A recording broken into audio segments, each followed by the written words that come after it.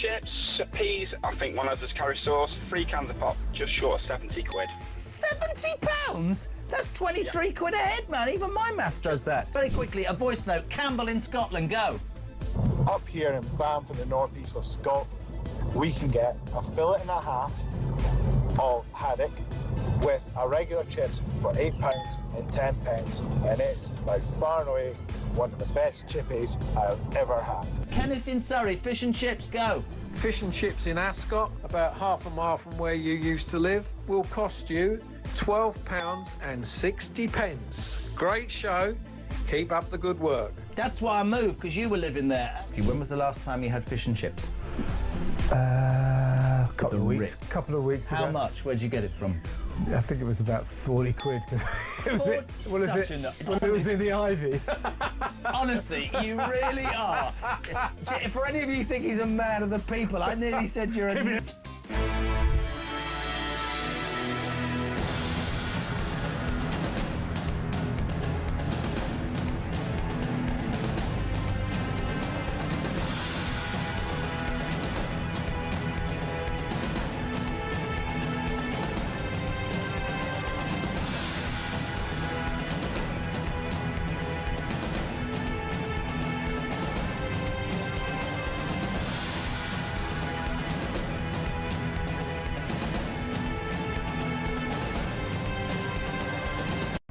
Across the UK, on DAB+, on your smart speaker, on your smart TV, and on your side.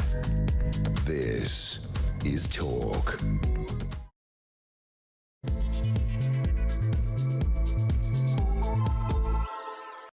A very, very good morning. Welcome to the show. Very much appreciate you joining me. This is Talk, the home of common sense. Just approaching 3 minutes past 10 o'clock.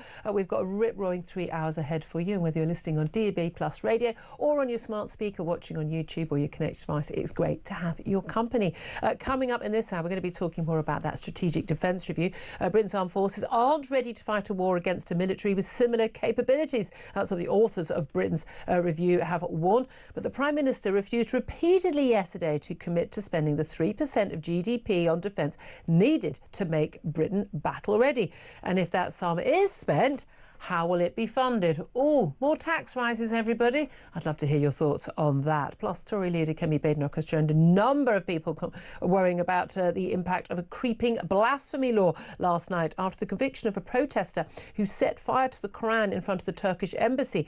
Hamit Çoskan, 50 years old, shouted "F Islam," and Islam is the religion of terrorism, before he was violently attacked by 2 men. Extraordinarily, the judge found him guilty of causing harassment, alarm or distress and disorderly behaviour because his actions had caused him to be attacked. Because he was attacked by people, that meant, of course, he must have caused that distress. How sick is that? Do we have a blasphemy law by the back door? We're going to be talking about that, and I'd love to hear your thoughts on that as well. Plus, the water sector in England and Wales is failing and needs stronger regulation to better protect both bill payers and the environment. That's according to the interim findings of a landmark review into the water industry. This comes amid concerns over the future of Thames Water. That's the UK's biggest water company, covers a fifth of the population after private equity giant KKR pulled out of plans to invest in the company and possibly save it from collapse. Will it have to be nationalised is the question. And Britain is pressing France to swiftly close a legal loophole that prevents police from stopping migrant boats in shallow waters off the French beaches amid growing frustration at French inaction. You know, the shrugging, the taking of videos, the smoking of the couloirs, rather than actually stopping the boats when they leave. This comes after 1,195 migrants crossed the channel in 18 boats on Saturday alone, marking a new daily record high for crossings this year. There'll be plenty more to come. It is only, well, it was only May then. It's only June now. Plenty more summer months to come. So much more to talk about. So many things I want to hear from you on as well. And joining me for all the chat today, I'm delighted to say, regularly on a Tuesday, is editor of Spiked Online, Tom Slater. Very good morning to you. Morning, Julia. I mean, where do we even start on some of these stories? Before we talk about Defence Review, because that is still on a lot of the front pages, I do want to ask for people's thoughts on that man who burned the Crown. Now, we broke the story about 12:30 yesterday. We actually had Sam Armstrong from the Free Speech Union in the studio. He's actually been working on that case with the Free Speech Union, with Hamid Choskan, and he was convicted. Now, this is sparking warnings of a backdoor blasphemy law. I want to know your reaction to that. How concerned are you? Give us a call on 0344 499 1000, text on 87222, get in touch on X at talkTV. Calls are charged at the national rate, text costs £1 standard network rate message. I'd love to hear from you. Do you think that it was wrong that he was convicted? Do you think actually, you know what, people shouldn't go around burning holy texts from people's religions, and that there should be a law against it? Do we have a blasphemy law but only for one religion, and that religion of course is Islam? Do you think if you burned a Bible there'd have been a prosecution? Would he have been attacked for doing so, as he was? We'll talk about all of that in just a couple of moments. I do want to hear your thoughts on that. But first up, Tom, and I know you've written a brilliant piece and spiked on that as well. But let's talk about this Defence Review. We have disputed Defence Reviews periodically, and we've got a whole load of national security strategies coming up. We also, crucially, next week have a spending review, sort of setting out the spending plans for the next few years of government, and of course we'll have a budget later this year. And a lot of people are saying, how are all these commitments to get Britain battle ready going to be paid for? We're talking about, new nuclear powered subs, we're talking about munitions factories, we're talking about gap year military cadets and the like. I'm in favour of us getting battle ready. I've been very consistent on this. I from all the military experts I speak to and foreign policy experts over the last few years, they are very, very concerned about the military threat posed by Russia, by China, by Islamist terrorists, Iran and others, that we need to be getting very serious about defending our country and indeed our allies. I think Ukraine should have been a massive wake-up call in 2014, let alone 2022. This Defence Review basically says we are not ready to fight a war. They say that it's 3% of GDP cost to get us closer to that point, and the things that have been outlined. The government has accepted all the recommendations from the review. Of course they did. They assigned the people to carry out the review. That's what they do. But there was no absolute commitment from the Prime Minister yesterday, or from the Defence Secretary yesterday, or indeed this morning in the media round, that we would hit that 3% of GDP. So a lot of people are saying, well, are we going to actually be battle ready, or have we not got the money, in which case do we have to put taxes up? What are your concerns and thoughts? I mean, as ever, it was a lot of staging, a lot of noise, a lot of rhetoric about the need to be battle ready, even using the phrase, we need peace through strength. And yet, when you look through the details, it's the same kind of bean counting, really. I mean, 3% is increasingly looking like the kind of floor that will be expected for various countries across the West, and yet that's become a kind of jam tomorrow promise, really. It might happen in the next government. Who knows if there will be a next Starmer government, to be perfectly frank. I was going to say, everyone's a bit optimistic, aren't they, looking at the polls? Exactly. So it's one of those things where, of course, there will be individual measures that will be welcomed by certain parts of the armed forces. The Navy will be relatively happy with what has been announced here. The fact that they are acknowledging that you could fit the British Army almost into a very large football stadium is obviously a absurd state of affairs, given the world that we now live in. Again, it feels like tinkering. Any problem that this government engages with, doesn't matter how large or small, all they can really do is tinker around the edges. And I think this is another example. And that is the thing. I almost feel sorry for them. I know. I'm as shocked as you are that they've sort of, basically playing past the parcel with the getting Britain battle ready, and the music has stopped. And you're holding the parcel now, John Healey and Rachel Reeves to a certain extent as well. But ultimately, this is going to be the Prime Minister's decision. If you want to get us battle ready, you're going to have to spend a shed load more money. It's as simple as that. We also need to be spending it more wisely. I think, was it Margaret Hodge, when she was on the Public Accounts Committee as an MP, they found £8 billion of waste in the defence budget. I mean, that procurement is shocking. I mean, everybody who's been involved in procurement at MOD needs to be sacked on the spot and bring in new people who can actually negotiate a deal. And also, once you procured something, you don't get to change the contract 5 times, because each time you do that, contract doubles in cost. I mean, that's what's been happening. We need to be more sensible on that, and people need to be a bit more careful about the taxpayers' money. But there is, I mean, Mike Graham and I were discussing, there's actually a lot of leeway in the system in terms of there's a lot of things that government spends money on, which a lot of people, including me, and I think including you as well, would happily have them not spend money on. Obviously they're taking a load of money from the foreign aid budget, putting it in the defence budget, all in favour of that. It's a good way of just getting rid of that mad foreign aid budget. A lot of it doesn't go on anything useful. We absolutely want to be helping people in times of crisis, but no, I don't think we should be giving funding to places like China and India. If you've got your own nuclear programme, or your rocket programme, I'm not sure you need funding from British taxpayers. Sort your own country out, is my view. But net zero is crucial here. The net zero cost is so astronomical. I mean, what Tory Chancellor was Philip Hammond estimated at least $1 trillion by 2050, and the rest. It won't work. It's pointless. It's meaningless. It's a religious ideology rather than actually a sensible policy. You cannot build back our industry. You cannot build back our economy. And there was a lot of talk yesterday about you need to have a strong economy to have a strong military. You need a strong military to have a strong economy. Interestingly, we're not going to be able to do any of that while you've got sky-high energy prices, and we're not even able to have our own secure energy needs. At any point, Russia could just go and cut a couple of cables in the North Sea. We are in very dangerous territory. I think you're absolutely right. I think if the cost of living crisis didn't destroy net zero, then certainly the heightened geopolitical tensions just might. I mean, we're in a situation where these untested, costly, ridiculous green schemes are still being held on to, even at a time when they're having to make quite painful decisions on spending that could affect ordinary people's lives, as well as the fact that they're having to, go to these international conferences, say that they're going to take all these things seriously, and then promise, another 0.5% maybe in 5 years. We'll see what happens. It's at some point they've got to choose. Do they want net zero, or do they want the defence commitments they've made, or even the spending and a strong economy, but also the nonsense of, we can't afford to give a winter fuel allowance to all pensioners, but we're going to try and change it. Why can't they afford their fuel in the winter? Oh, because our energy prices are really high. Why are energy prices high? Because of the net zero policy. There is so much circular madness going on in government in terms of they push prices up from the cost of everything up and make everything insecure, and they go, we need to do something about that. Well, duh, you do. And wanting to rearm whilst you're destroying your steel industry and things like this. Is what remains of your steel industry. None of it makes sense, but I think it's exactly what you said. It's a religious belief, in effect, and that's why they find it so hard to drop. And they're going to have to drop it. There is no question. And as and when Russia invades a Baltic state, and we are required under Treaty 5 of the NATO treaty to go under Article 5 of the NATO Treaty to go to their defence, and we darn well should.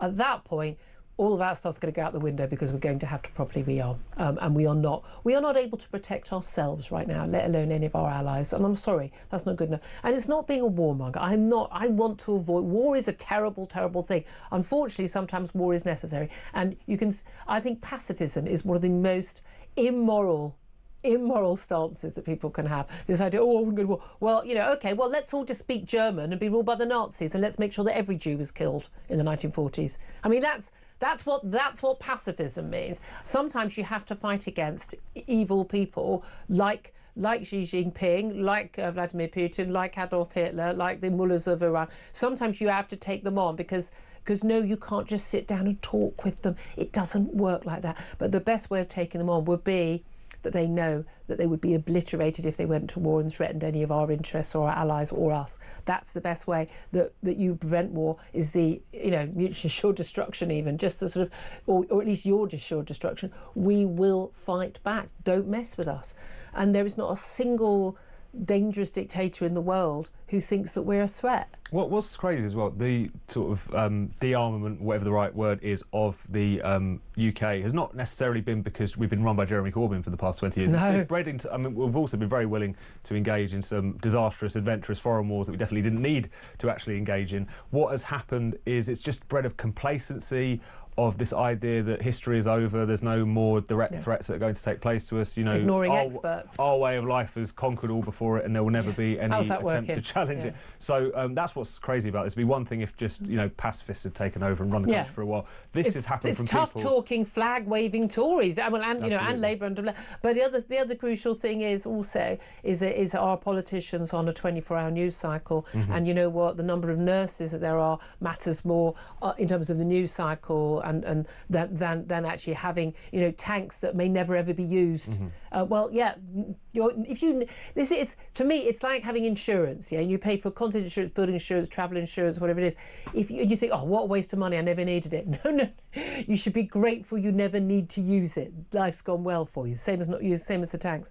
I'd love to hear your thoughts on this. Do get in touch. 0344 499 1000. Let's talk also about the war on the home front. The war for our democracy, our freedom of speech, freedom, the right to protest, the like, on the domestic front. This is a Turkish man. He's an atheist. He is actually an asylum seeker from Turkey because he'd been imprisoned, I think, for more than a decade because of his protest against the Islamification of Turkey, which has absolutely been happening under Erdogan. And this is Hamit Çoskan. He's been supported, I'm really, really proud to say, as a member of the Free Speech Union, by the Free Speech Union, also by the National Secular Society, another, I believe, fantastic organisation, wanting to take religion out of our politics and our public world. And he basically, he burnt a Quran as a protest. He didn't do it outside a mosque. Whether or not that should make any difference, I don't know, but he didn't. He did it outside the Turkish embassy as a political protest.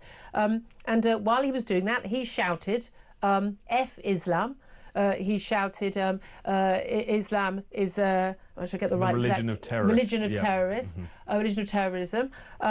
He was initially he was prosecuted under a different law. Now, I know you've written a piece on this, I want you to explain it, but he was basically convicted yesterday of disorderly behaviour within the hearing or sight of a person likely to be caused harassment, alarm or distress, motivated, the judge argued, by hostility towards members of a religious group, namely followers of Islam. This was contrary to the Crime and Disorder Act 1998 and the Public Order Act 1986. He's been convicted, he's not imprisoned, he's fined £240. To all intents and purposes, though, this was a fine for blasphemy, wasn't it?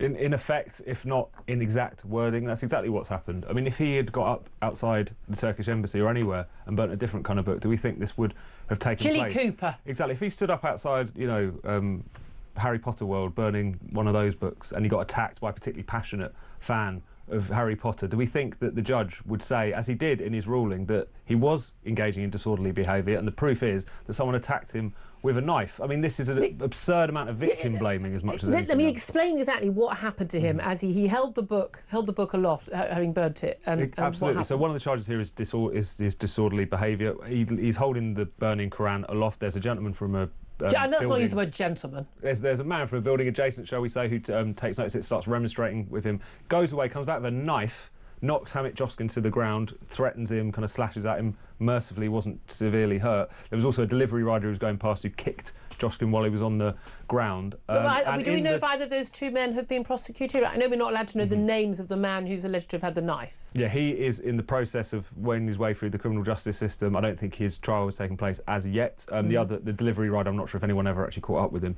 But in this case, what's so fascinating is you read the judgment, and the judge essentially says, of course he was behaving disorderly, and that proof of that was the fact that two men assaulted him. So if you're assaulted because someone is offended by what you say, then you can be criminalised under the Public Order Act. It's incredible.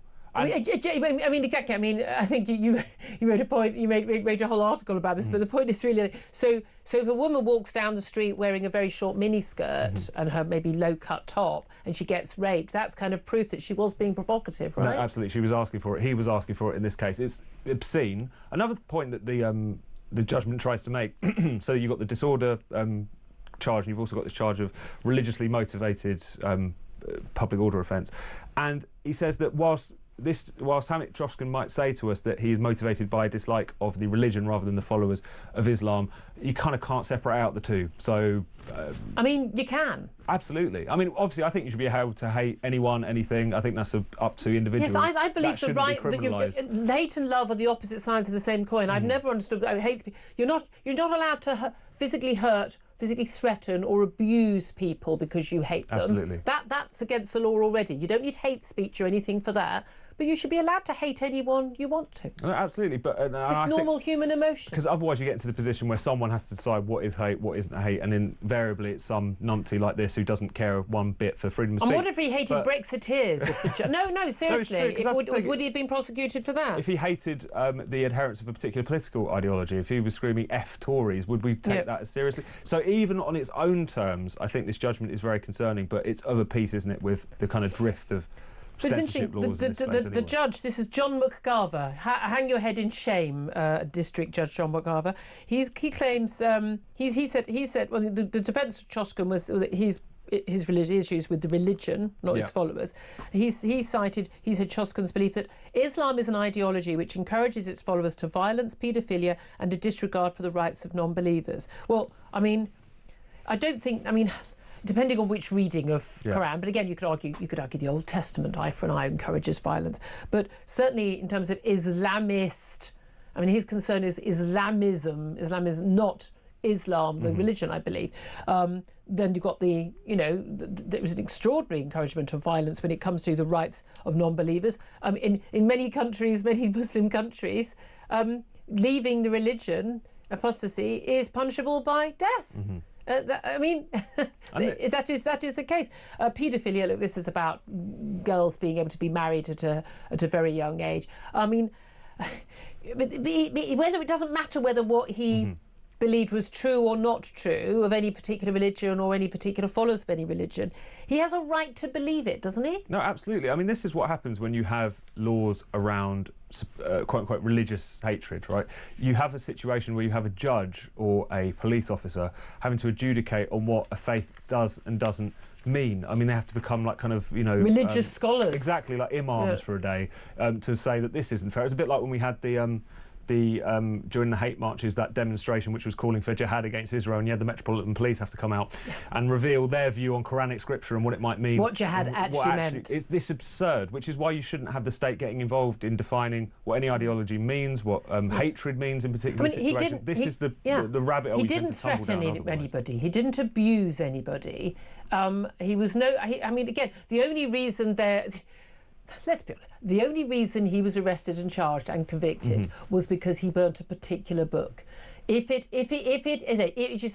he had desperately offended fans of Harry Potter or Jilly Cooper or Lord Archer, I mean, anybody at all, there would not have been a prosecution of him. If he had burnt the Bible outside the Houses of Parliament, he would not have been prosecuted. I think perhaps we should test that to see if that itself, if someone is offended by it. But the fact that the judge viewed that the fact that two men attacked him physically, the fact that they attacked him proved that what he'd done was a crime.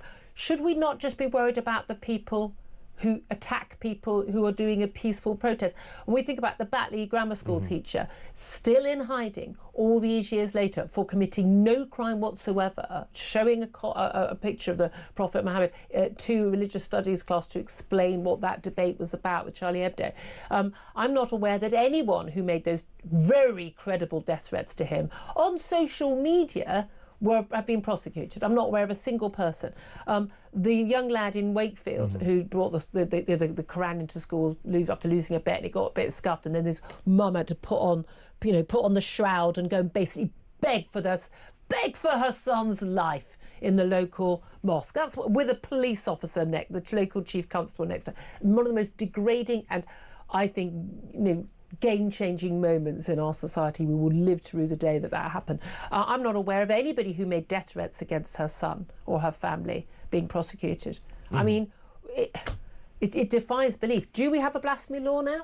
I mean, we have one by the back door, certainly. We have but only for one religion. And that's exactly true. I mean, if you think about all of the scandals that we've had in recent years, where the law has been involved. So you've had this Quran burning. There was also one a couple of weeks before. Hamlet Hoskin in Manchester, the gentleman there pleaded guilty very quickly. So still waiting for the sentencing. Absolutely, still waiting for the sentencing, but that's another case. There was a case a few years ago of a Belfast preacher who was hauled through court on communications offences for calling Islam satanic because it was live streamed on the internet. So we do not see this when it comes to any other religion, and I dare say we know why that is the case. Yeah, exactly. I want to hear your thoughts on this. I mean, your thoughts on the defence review and anything else we're talking about, but particularly, do we now have a blasphemy law by the back door? And what do we do about it? 0344 499 1000 is the number to call. We'll get your calls up next. This is Talk.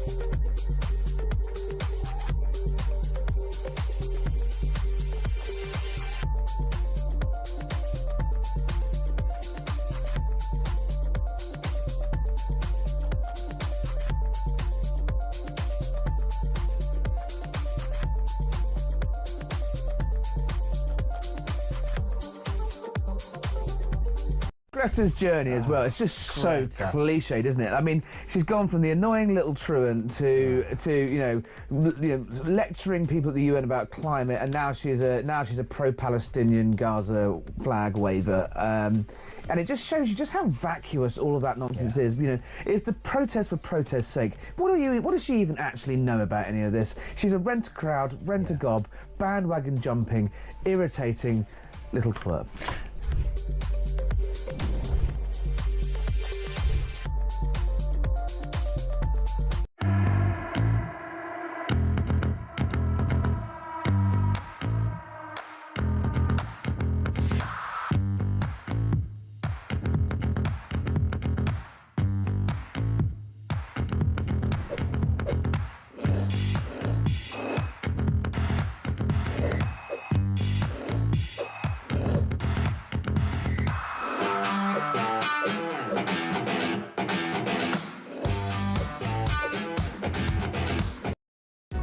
Across the UK, on DAB+, on your smart speaker, on your smart TV, and on your side.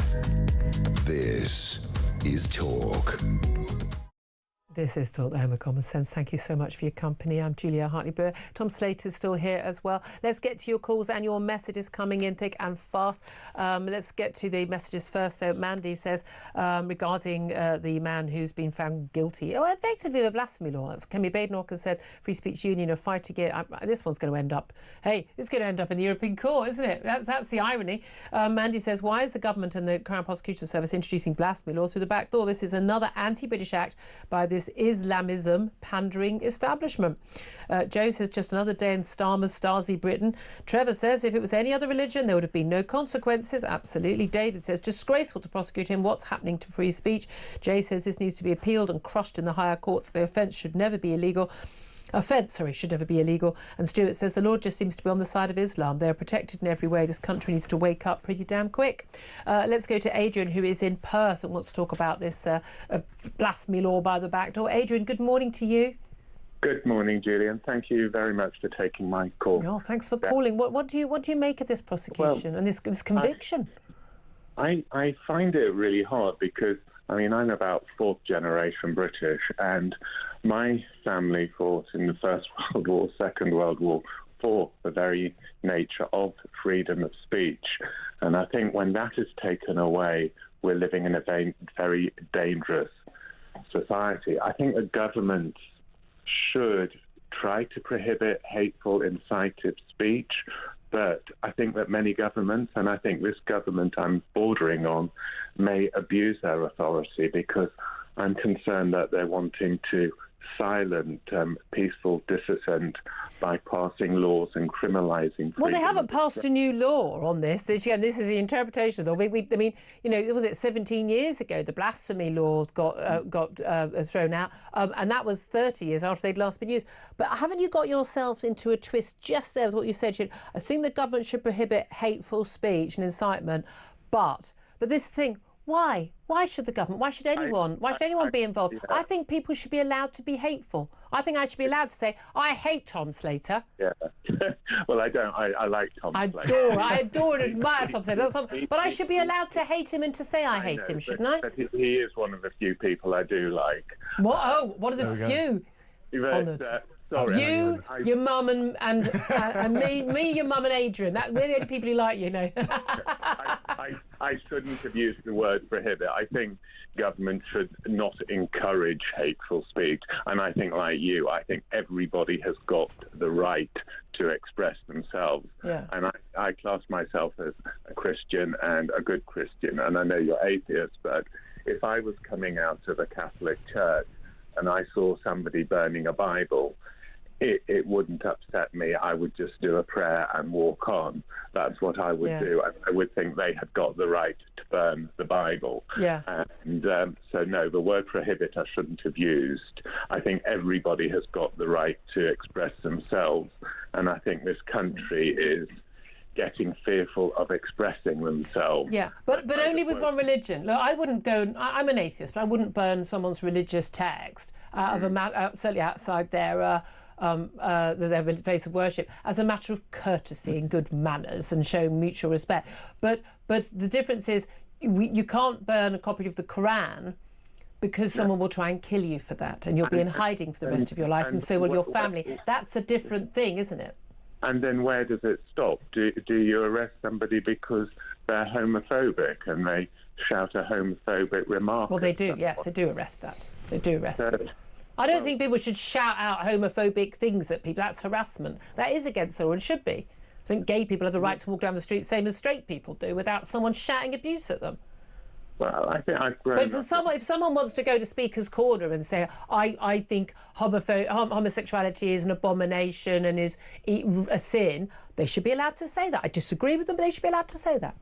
Yeah, I think they should be allowed to say whatever they want, and I think anybody should be allowed to say whatever they want. Okay. I grew up in the 60s and 70s as a gay man, and I think I've got a resilience now, and I feel sorry for people who say racist or homophobic. Yeah, absolutely.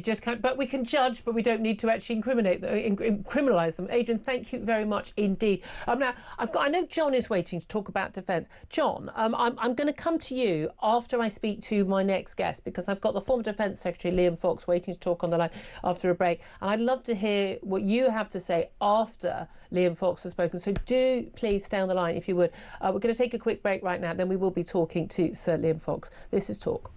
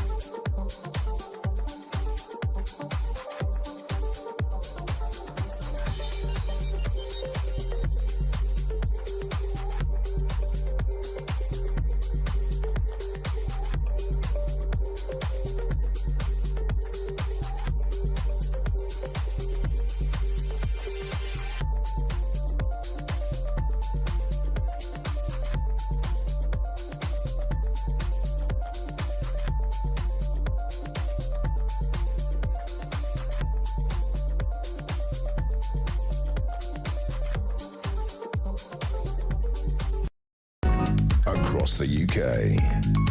On DAB+, on your smart speaker, on your smart TV, and on your side. This is Talk. Very good morning. Welcome back to the show. 10:35 is the time. I'm Julia Hartley-Brewer. Delighted to welcome now to the show former Conservative Defence Secretary, Sir Liam Fox. A very, very good morning to you. Good morning, Julia. Thank you for joining us. I want to talk to you, obviously, about this Strategic Defence Review. These happen periodically. We've got a National Security Review coming up. We've also, crucially, got the Spending Review from the Chancellor, Rachel Reeves, next week, when she's going to talk about long-term spending plans. Big debate going on about Britain not being battle-ready. I think everyone's agreed on that. We are not battle-ready right now. We need to get ourselves on more of a war footing. The big issue there is how much money we put towards that and how we fund it. Do you believe that we are going to be spending a minimum of 3% of GDP on our defence in the next few years? I don't know, is the answer to your question. I don't think the Defence Secretary knows either. I think the country doesn't know because the government hasn't set it out. I think there are two separate issues here, Julia. The first is the Defence Review itself, and does it move Britain into a better posture in terms of our defence? The answer would be yes, if it was fully funded and implemented.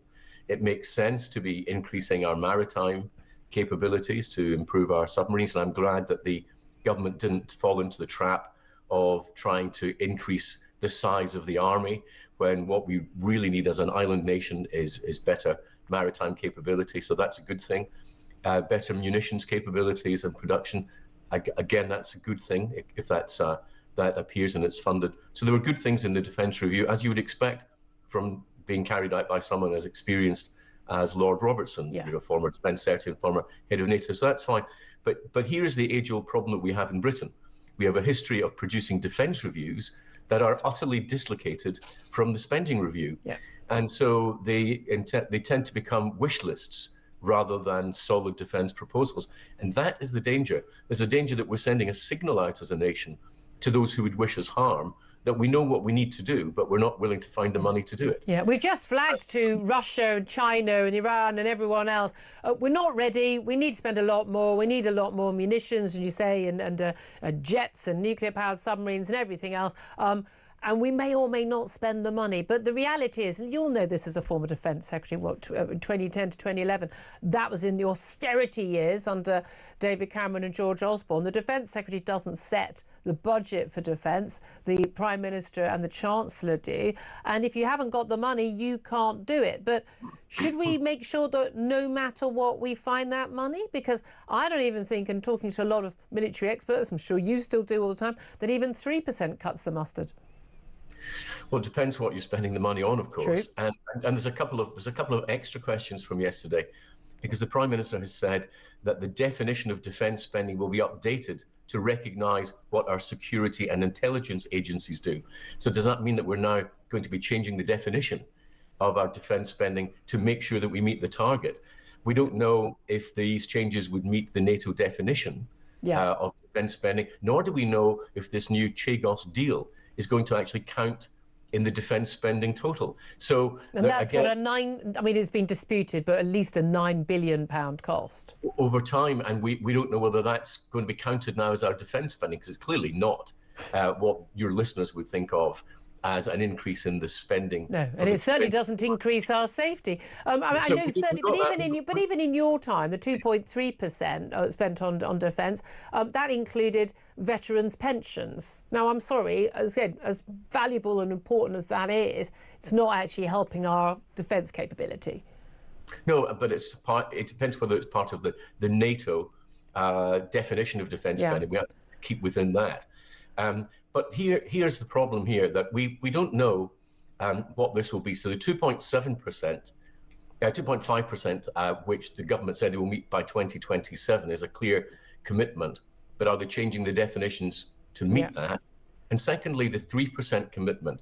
They've said it's an ambition in the next Parliament. Well, number one, they may not be the government in the next Parliament. Yeah. We're assuming that it's a 4-year Parliament. That means somewhere between 2028 and 2032. How does that happen? And an ambition is not good enough if you're placing contracts for long-term equipment programs, for example.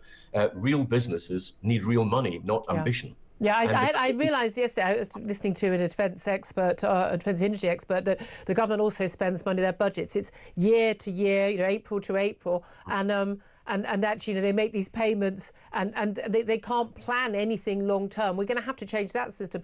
But Lord Dannett, the former head of the British Army, was on the show yesterday, and he said, what we're asking right now in terms of looking at our defences and trying to get battle ready is equivalent to basically in 1937 the British government going to Adolf Hitler and saying, would you mind not invading anywhere till 1946 when we might be ready?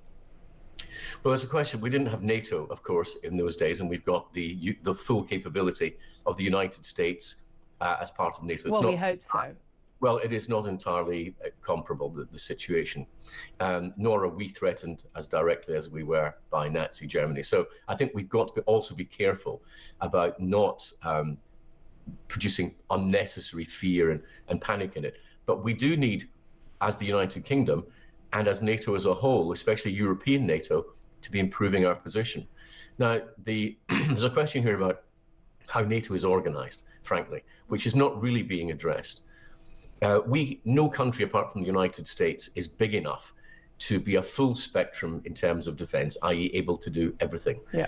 In Britain, we are carrying the cost of our nuclear deterrent. We are now increasing our nuclear submarine capability. We've got our carrier strike capability with the 2 big carriers that we have that no other European country has. Obviously, our complement of F-35s, which are interoperable with the United States fully and have done, for example, in the South China Sea.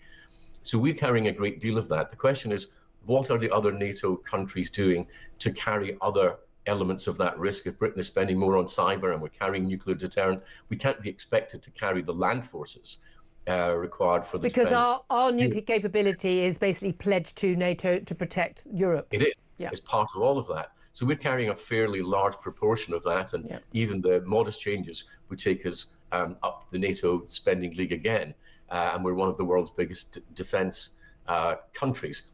But what is happening across NATO to make sure that European NATO is able to carry a load that is both able to defend us and politically able to deal with the quite understandable resentments from the United States that Europe's not carrying enough of the defence load. So none of these questions have really been answered. No, and probably won't be. I mean, leaving aside all valid points about the change definition, whether it's an ambition or an actual target, it's actually going to be reached, all of that. And I mean, we obviously talk about things like, for instance, how we actually, we've actually commissioned this stuff, and we end up spending often massive amounts more than we need to as well. That's a massive issue there. But the main concern right now for a lot of people is we should have enough weaponry so that we can fight a war if we need to. We can defend our allies if we need to, because of the threat that is very, very real right now from Vladimir Putin and indeed from Xi Jinping in China. Not to us directly, but again, these wars have a funny habit of impacting us. But how we would pay for all of this. Now, as you say, we can, move things around in the accounts. But fundamentally, this stuff costs an absolute fortune. However good the procurement deal is, it's going to cost in the many, many, many billions. How should that be paid for? Will there have to be tax rises? Well, I think the tax rises would impact the ability of the economy to grow, to ultimately fund the defence budget. I think that if you are going to recognise that defence is not a discretionary spend. Defence is the #1 duty of the government, to protect its country and its people. And therefore that has to be the first spend. And if that means cutting back and holding back on spending in other areas, that's the more prudent thing to do. And we can't borrow anymore. We're already spending too much on debt interest, and we shouldn't be taxing anymore, because I think that would slow down the very economic growth that would produce the benefits. What would you cut then? One of the suggestions we're making is, all the net zero commitments, which of course make us less energy secure, increase the price of our energy as well, have huge cost to the economy, to industry. That would be a really obvious policy to drop to give us more funding, wouldn't it?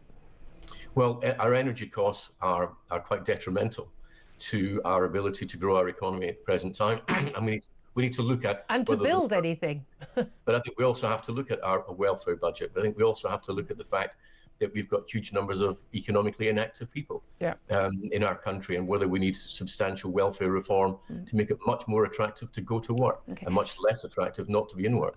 Can I also ask you, I mean, it's a fair question, isn't it, really? I mean, given it's all very well for former Conservative defence ministers and secretaries of state to come on and say, well, you know, well, we should be spending more. I mean, you know, you guys, I know you weren't in power the whole time, but your party was in power for 14 years, as we saw actually our defence forces, you know, eking out an existence.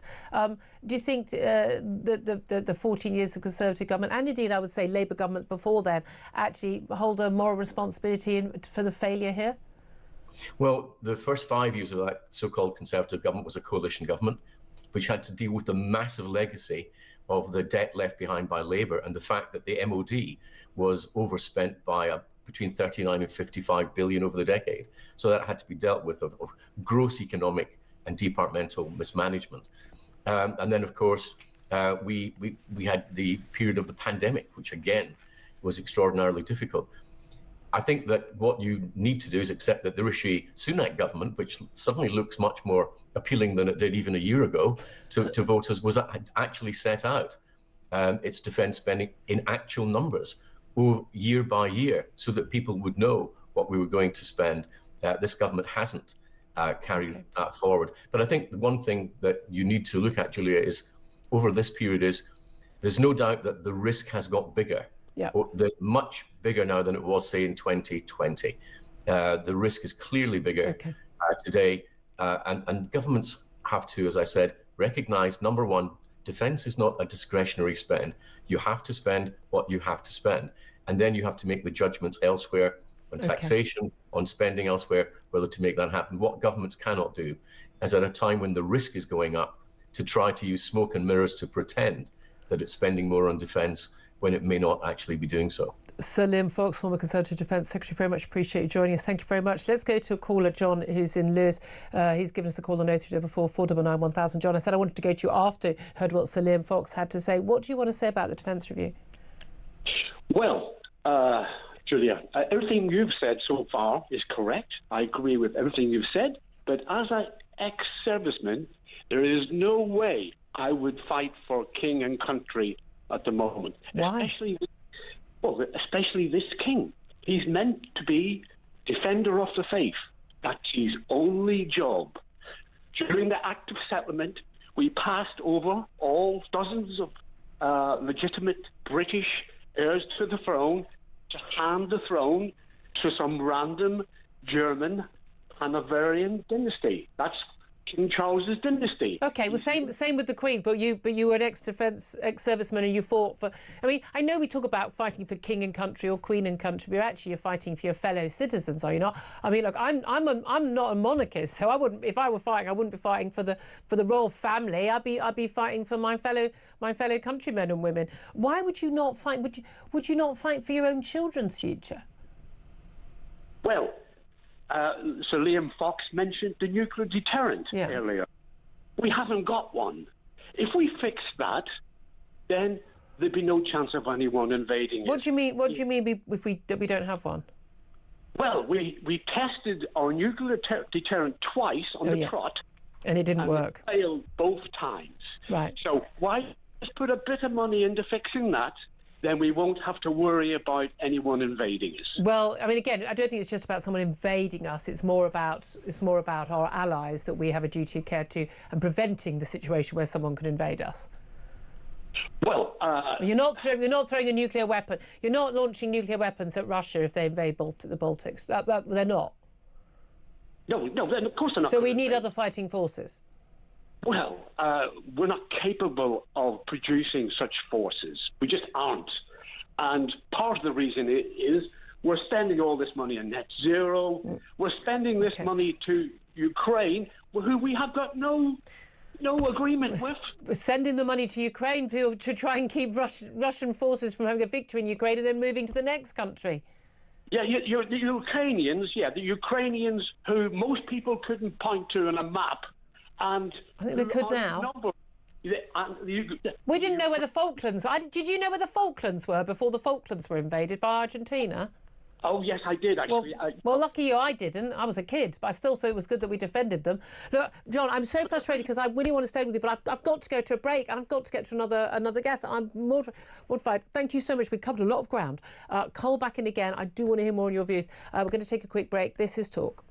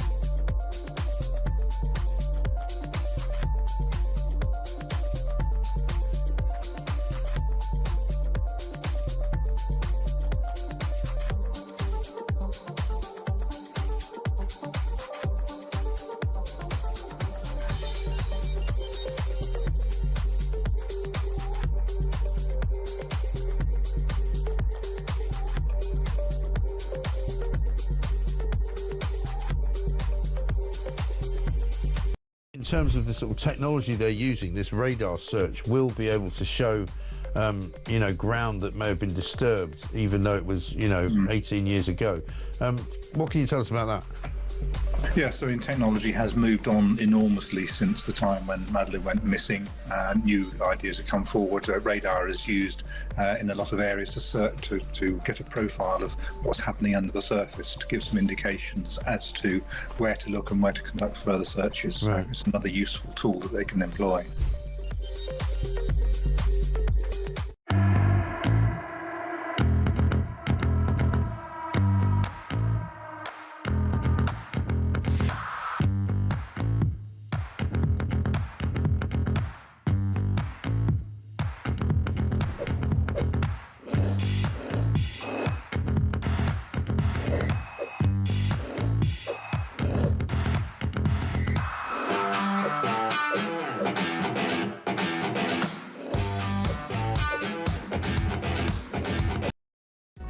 Across the UK, on DAB+, on your smart speaker, on your smart TV, and on your side.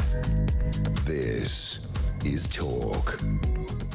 This is Talk, the home of common sense, with me, Julia Hartley-Brewer. Delighted to be welcome now to the show. Stephen Wolfe, former MEP, of course, and director of the Centre for Migration and Economic Prosperity, to talk about, why we can't stop those Channel boats. We saw almost 1,200 arrive on Saturday alone, in 18 boats, a record so far for one day in just this year, but looking set to get some 50,000 crossing the Channel this year on current estimates. Let's talk about this with Stephen. Good morning, welcome to the show. Good morning, Julia. Thank you for joining us. Now, we were going to stop the boats under Rishi Sunak. We're going to smash the gangs under Keir Starmer. Doesn't seem to be working very well at all. Spoke to the one of the defence ministers about this on the show yesterday. Like, how are we going to stop an invading force? We can't even stop a bunch of blokes without even passports, let alone rifles in dinghies. But now there's a kind of a pushback on the French. I thought we were all going to be nicey with the French, as well as give them £500 million, and then they'd stop the boats. But apparently now there's an issue with the French laws that prevent them from stopping them. Explain. Well, yes, they've been saying for quite some time that the French laws prevent them from instituting international law, which they've signed, which is the law of the sea, that enables countries to go in and stop people smugglers from being able to use those boats. And what they're saying is they've got a combination of their own equivalent similarities to human rights laws and also safety towards the employees that will prevent them from being able to go in and actually stop the boats. So they need to change some of their kind of constitutional laws and go through the courts in order to be able to do what we would normally require as a simple, sensible thing, which is, as your images are showing, pull those people back from dangerous boats.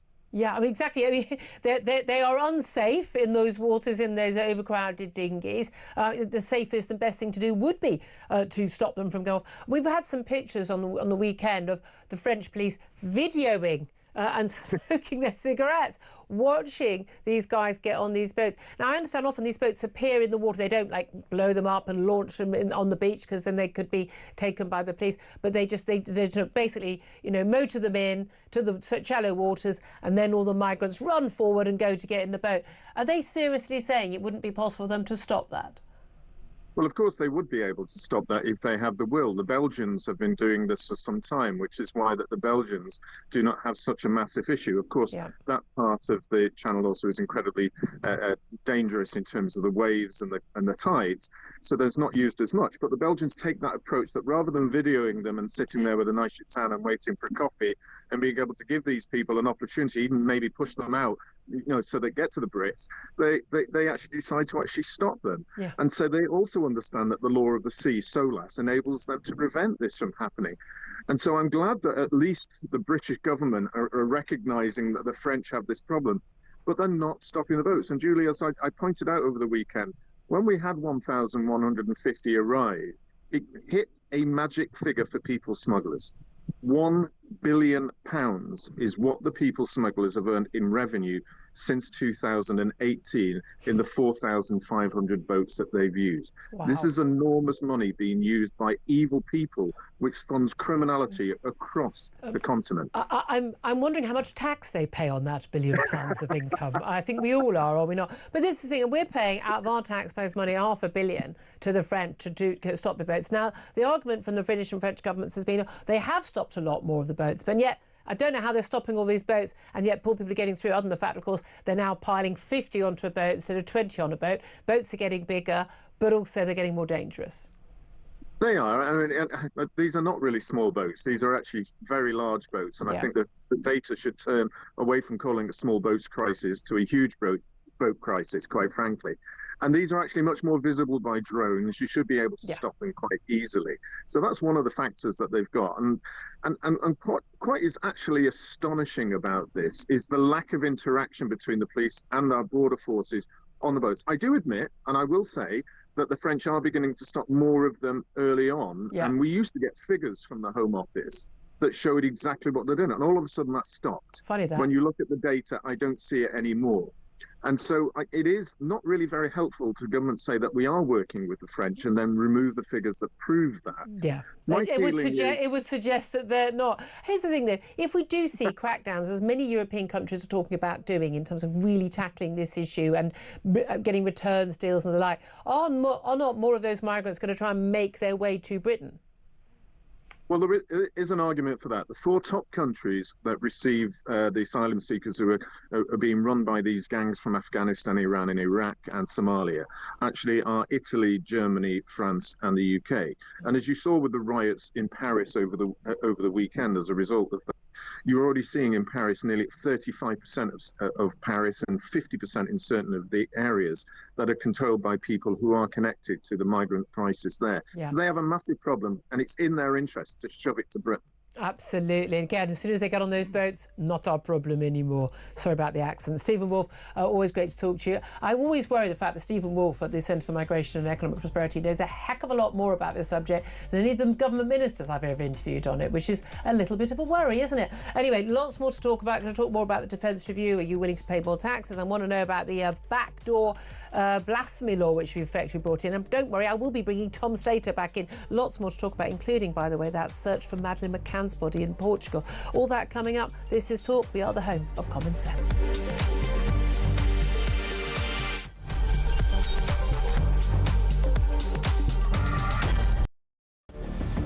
I can announce this government will begin the biggest sustained increase in defence spending since the end of the Cold War.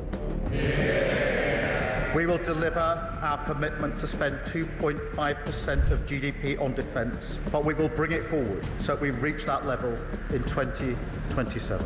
The answer from European capitals has been as resounding as it is clear. We are in an era of rearmament to respond to the short-term urgency to act and to support Ukraine, but also to address the long-term need to take on more responsibility for our own European security. On Saturday, we also agreed a new £2.2 billion loan for Ukraine, backed not by the British taxpayer, but by the profits from frozen Russian assets.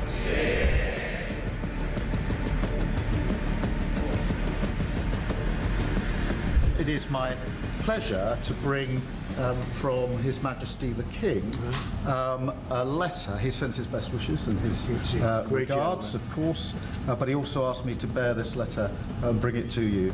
So can I present the letter from the King to you? Thank you very much. Am I supposed to read it right now? Yeah, please do.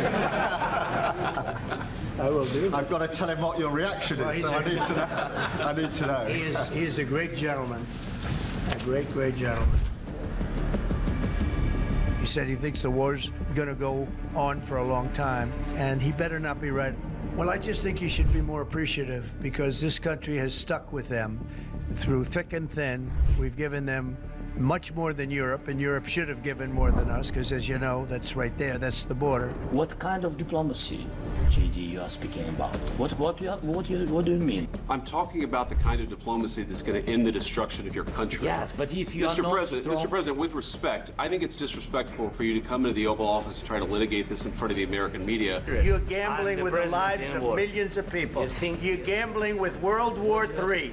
You're gambling with World War III.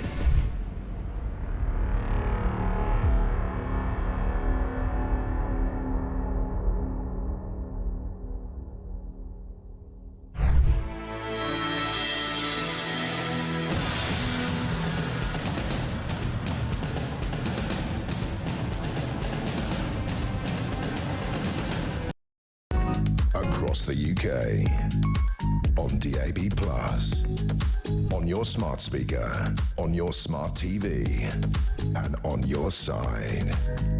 This is Talk.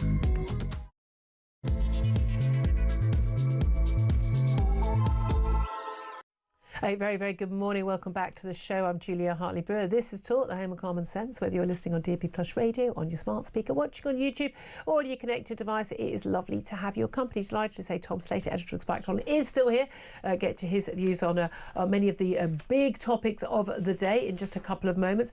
We are going to be talking more about Britain's armed forces not being ready to fight a war against what's called a military with similar capabilities. We're talking about, well, I don't know, Russia or anyone else like that. That's what the Strategic Defence Review authors said yesterday. But refusal from the Prime Minister and the Defence Secretary yet again to commit to spending that 3% of GDP on defence that would be needed to make Britain battle ready. Oh, and if they did spend that, how will it be funded? Can't borrow anymore. Can we tax us anymore? Is they going to be able to do that? Should we cut spending on things like welfare for able-bodied working-age people? What about small matter of net zero costing us many, many billions a year? That would also be needed to be cut simply to get us energy secure, would it not? We're also going to be talking about Madeleine McCann. German detectives investigating her disappearance are to begin fresh searches close to the former Algarve home of the prime suspect in the case. Around 30 German police officers, along with forensic specialists, are examining a site on the outskirts of Praia de Luz where convicted paedophile Christian B, as he's known, was living at the time.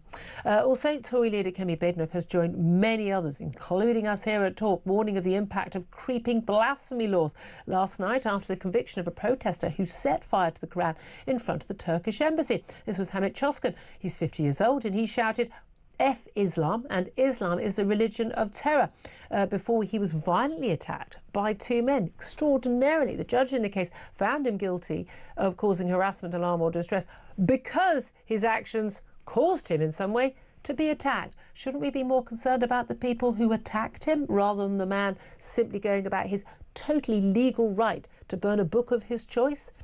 And we're also going to be talking about the water sector in England and Wales. It is failing and needs stronger regulation to better protect not just bill payers, but also the environment. That is the decision from the interim findings of a landmark review into the water sector. It comes amid concerns over the future of Thames Water after a private equity giant, KKR, pulled out of plans to invest in the company. It's Britain's biggest water company, serves a fifth of the entire population of this country, could lead to it to collapse. So we're going to talk about all of that coming up. I do want to hear from you. Defence review is still sparking an awful lot of interest, a lot of calls, but particularly I want to hear from you about whether we now do have a blasphemy law by the back door after a man who burnt a Quran was found guilty of a public order offence. What's your reaction to that? Give us a call 0344 499 1000. Text the word talk and your message to 87222. Get in touch with us on X at talkTV. Calls are charged at the national rate and text costs £1 standard network rate message. Let's talk again to Tom Slater, editor of Spiked Online. Lots of other topics I want to cover other than these two crucial topics, the defence review and blasphemy laws, and we'll get onto those. But in terms of the defence review, we spoke to Liam Fox, former Defence Secretary, and he raised some interesting points about how we're actually going to get to this 2.5% of GDP spending in 2027 and this 3% ambition, about whether we're going to probably be changing the definition of what counts as defence spending, or the Chagos deal and the multi-billion pound cost of surrendering a territory, which includes a major military base, be included, and other things as well. And in reality, a lot of this is kind of meaningless, because we shouldn't be talking about the cost, should we? We should be talking about what do we need to defend our country and indeed fulfil our commitments under the NATO treaty to our allies, given the threats from Russia and indeed from China and elsewhere. What do we need? And then fund it, because it shouldn't be an optional extra, should it?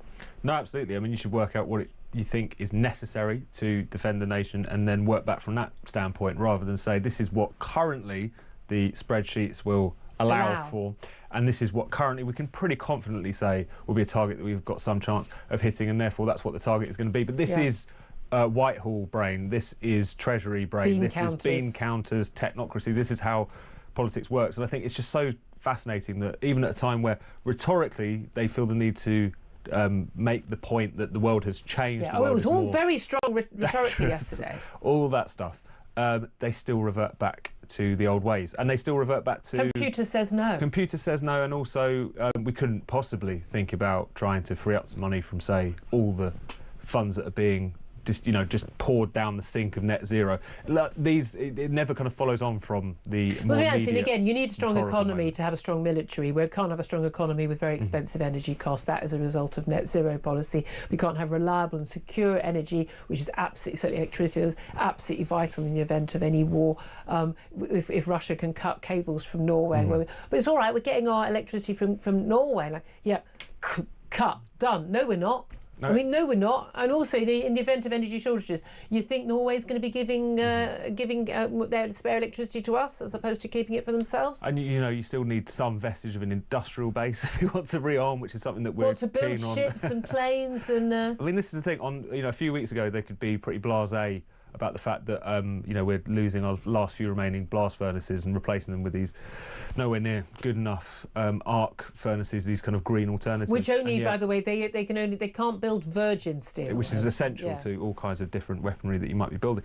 And yet, a few weeks later, they say it's absolutely desperately important that we rearm and we're put on a war footing. It doesn't make any sense. It's a failure of joined-up government, isn't it? And again, Liam Fox mentioned, and again, it is totally true. Well, I feel very sure, drop the net zero, that's a huge extra cost, and it makes us insecure, and it puts us at risk in every possible way. And we saw what happened in Portugal and Spain. Come on, wake up, everybody. But welfare, we have got to get on top of the welfare, and that's for the moral good of the people and the health of the people who are currently languishing on welfare, who don't need to be. It is simply not possible that we have a uniquely sickly, mentally ill, disabled population compared to any other Western country as a result of COVID or anything else. It is simply not feasible logically that, isn't it miraculous how COVID hit us so much harder? So, all of our young people, are mentally ill. I'm sorry, it's a load of nonsense. The best thing for an awful lot of people who are currently languishing on some sort of incapacity or sickness benefit of some sort should actually be getting back into work, having a structure to their day, earning their own money, self-esteem, self-respect, but also we can't afford to pay for you, and certainly not for a lifetime. And especially the young people, they're going to be on benefits forever. I don't want to pay for it. I refuse to pay for it. We've got this idea about getting more people in the military. Well, there you go. Get a job or you're in the military. Done. I mean, I think we need to be a bit more hardcore, and I don't think this government, or indeed the last government, are willing to make enough of the tough choices and to cope with, you're going to get a load of headlines on the BBC where you're going to have someone who's crying about how awful it is and how they can't cope. Yeah, and there are going to be sob stories, there always are. And there are going to be cases you get wrong. But fundamentally, we need to get all our people back to work.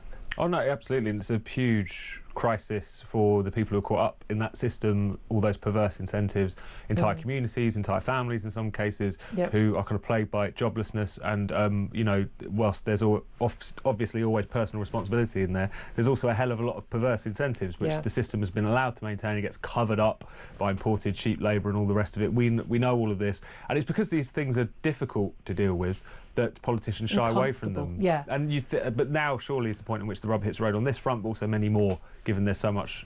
This what I think what a lot of people are frustrated about is the fact that it feels like the fundamental responsibilities of government are being neglected. Meanwhile, they're chasing absurd policies like net zero, you know, defence, making sure people who commit crimes are non-crime hate incidents locked up. You know, you go after the speech criminals, not the shoplifters. Disposable vapes, everything. They're constantly. It's all the minutiae, and just let's control the small number of people who still obey the law and ignore everybody else. I mean, that does feel like. Well, look, and that comes into our next story. One I'm asking you about this morning about this man.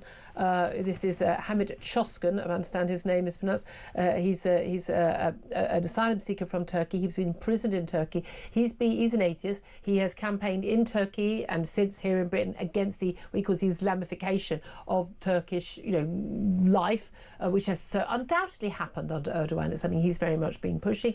And he basically decided to, and he's done it before, and he says he's going to do it again, to burn a copy of the Quran, his own book. He didn't steal someone else. He burned a copy of the Quran outside the Turkish embassy, not outside a mosque. Not that should legally make any difference, although I think a lot of people would feel differently about it, whilst shouting F Islam, saying Islam is the religion of terrorism. He was initially arrested under a different law, which basically the judge had to kind of throw out because it was basically so blatantly attempting to arrest him as under blasphemy law.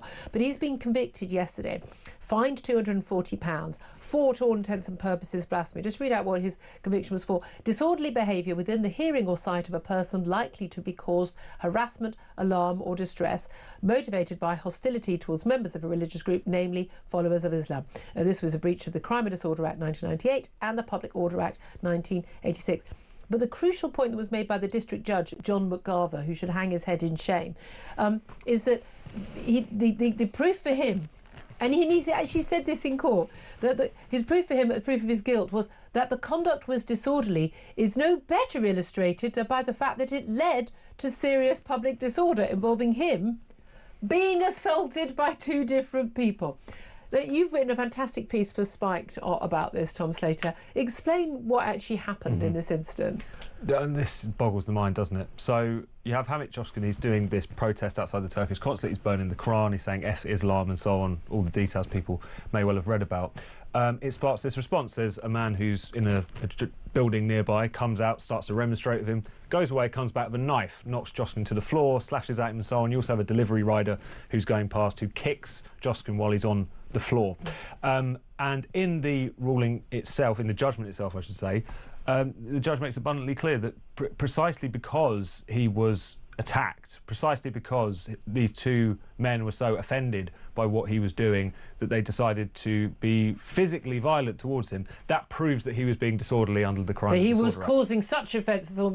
But here's the thing. I've made the point in the piece that he was lucky he wasn't wearing a short skirt as well. I mean, is that the kind of victim-blaming argument that is now acceptable? I mean, yes, clearly in this case. But here's the thing. So if someone burns a book, whether it's, as mentioned earlier, G. Cooper or a Harry Potter book, or the Bible, for instance, and no one attacks you with a knife, bearing in mind that the man who is alleged to have attacked him with a knife has denied carrying a knife. There is a criminal prosecution that's going through, but they're not allowed to know his name. I don't know why we shouldn't be allowed to know the name of the man who's being charged with that crime. I think that's quite bizarre.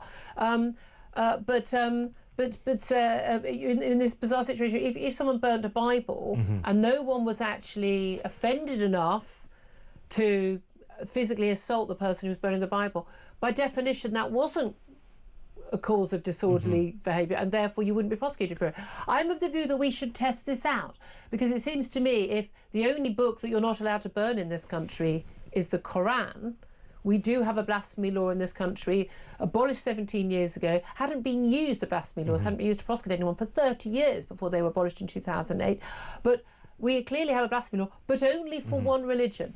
And the reason why we have an unofficial de facto blasphemy law for that one religion is because some, not all, no one is saying all, some adherents to Islam, those who follow the Islamist ideology, the Safist, incredibly violent, autocratic ideology, they believe that a cartoon of the Prophet Muhammad, a burning of a Quran, desecration of the book in any way, even just the scuffing of it by a schoolboy in Wakefield, the showing of a Quran, of Prophet Muhammad's picture, a cartoon of him to schoolboys at a grammar school in Batley, that is so outrageous, is so blasphemous that should be punished by death, because that is what those people believe. Now, the reality is, other people in other parts of the world, in Europe included, have actually faced death for burning the Quran or other acts perceived by some to be. But our politicians and our police appear to be too afraid to stand up to this. Now, as far as I'm aware, no prosecution of anyone involved in the death threats to the Batley Grammar School teacher still in hiding. No prosecution of anyone who made death threats to the family and the child involved in the Wakefield case, where the mum went and begged for her family's life at a mosque with a senior police officer next to her, wearing a little shroud. I mean, so she should have to spend the rest of her life living with her son, living in hiding. Why are there no prosecutions of this? Why are the people who are threatening and using violence not being prosecuted, but the people who are apparently so so offensive doing these things being prosecuted and getting criminal records? I mean, it's that age-old thing, isn't it, about actually going after the bad guys. A small number of people can do an awful lot of damage if they're allowed to get away with it, and that's the perfect example that we've seen here. There's been this growing kind of anti-blasphemy movement, which there's organisations, there's people who go and preach in mosques about this. It's largely there are Labour MPs calling for it. Absolutely, and there are many groups from the subcontinent, particularly Pakistan, who are campaigning in this country and pushing for this. People have been ignoring this, as you say, people who have been engaging in threats, who are issuing these things over idiots issuing this stuff over Facebook and social media. It wouldn't be that hard to track these people down. And then you look going back to the Joston case and the judgment. You can look at that judgment in two different ways, both of which are kind of as bad as each other. On the one hand, is it suggesting that if you say something that offends someone so much that they try to stab you, it's a criminal offence in and of itself. I mean, we've heard the heckler's veto, it's like the stabber's veto. Is that a good precedent to set?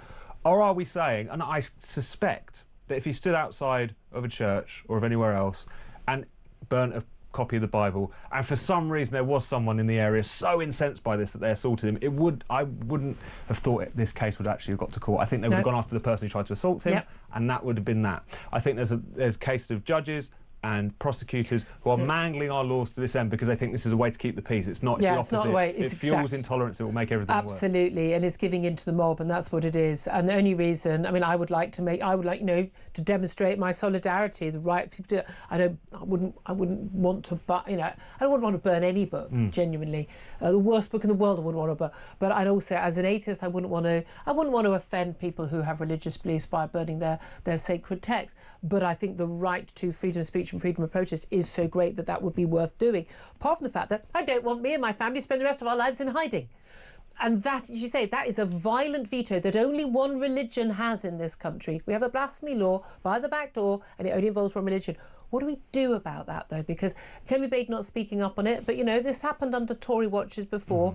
We know the Labour government ain't going to do anything about it. They are completely running scared from what they think of as Muslim leaders in this country, community leaders, self-appointed, by the way. The 5 Gaza MPs for Gaza who were elected at the last election. What are we going to do about it? Because this is going to stir up a lot of, should we say, community tensions that they're so worried about, but it's also putting our fundamental freedoms at risk. And you need to be intolerant of intolerance in order to live in a tolerant society. And we've got to stop capitulating to this, because if there is anyone who wants to go out and launch a campaign or give a speech or whatever saying that I think we should have a blasphemy law that covers Islam, that's entirely their right. That's not what we're talking about here. We're talking about people who are issuing death threats. We're talking about people who are organising to kill people. We're talking about campaigns which are very clearly trying to intimidate and menace and harass anyone if they dare step out of line. This is something that the criminal law could already take an interest in if they chose to, and they're not. So I think that's definitely the first step, is not acquiescing to these people out of fear of what message it might send. The message we do want to send is that this is not tolerated here, this kind of violent I have absolutely no intimidation faith in our politicians, our police or the Crown Prosecution Service that they will deal with this. I have a horrible feeling an awful lot of people are going to think they're going to have to take it into their own hands, and that way disaster lies. Absolutely. But don't say you weren't warned. But here we are. I don't know how long people are willing to put up with this, and why they should put up with this. Again, if you want to live in a country where you can't blaspheme against any particular book, there are plenty of countries you can go and live in. Not ours. Not ours. We're supposed to have protection here. That said, an awful lot of the Scandinavian countries that have stood very firm on this, they're toppling like dominoes on this as well. Let me also talk about Madeleine McCann. It is extraordinary. She would be 22 years old now, Madeleine McCann. It was when she went missing, believed abducted in Praia da Luz in Portugal all those years ago. Her parents on holiday and out at a restaurant. I'm still, to this day, I do not understand how any parent could leave their almost 4-year-old and 2 babies in a room on their own on the other side of a hotel while they go and get drunk. Sorry, I've always thought that was an insane, really bad decision of theirs, but I still wouldn't wish what happened to them on anyone else, But they've searched for her. It's very, very clear now the search for her is very much a search for her body, not for her alive. But the German authorities are absolutely convinced this man, Christian Bruckner, is guilty of her abduction, rape and murder, or abuse and murder. And they have launched a search around roadwork trenches and the rat run of paths that Bruckner used when he lived in the vicinity at the time. There is a desperate bid, basically, to find some evidence for which he can be charged related to the Madeleine McCann abduction and murder before he gets released from prison after a conviction for a rape of a tourist in the similar area. Do you think, though, that these resources should still be going into... I mean, the huge resources that are still going into the search for Madeleine? Well, it's such a high-profile case, I guess it just takes on its own momentum after a while. It's the sort of thing where, because it's been sustained not just by the mystery and the horror of this particular story, but also how long it's taken to establish this primary suspect, how also unfortunately the kind of hucksters and the people wanting to comment on it and pontificate about it, kind of amateur true crime that surrounds it now. I think therefore there's always going to be an interest if there's any kind of scrap of evidence. I mean, it makes front page news in some newspapers today. Absolutely. And whether or not that fixation on this story is necessarily helpful is another question. I mean, there's an argument if this man, and again, he's not been charged with any crime in relation to Madeleine McCann, if this man is guilty of this crime or is charged with this crime and found guilty, then that is in public interest for this man not to be out on the streets. We already know he's a paedophile. We already know he's a rapist. And he's due for release in September, I understand. So there's obviously, if you from the German authorities' perspective, there's a sense that there's a pressing need. If there is even a whiff of evidence here that might actually incriminate him, that of course it would be in the public interest to do so. There's always two layers in it. There's the case itself and the clear criminal justice justifications for continuing to look into this, but then there's also, unfortunately, the quite pure interest which has always surrounded it. Yeah, absolutely. Your thoughts very welcome on this as well. 0344 499 1000. Do get in touch. Lots to talk about with this defence review, whether it's the burning of the Quran, any of the topics we are talking about. Get in touch. As I say, 0344 499 1000. Text the word talk to your message to 87222. Get in touch with us on X at talkTV. Calls are charged at the national rate. Text cost 1, standard network rate message. We'll get those messages up next. This is Talk.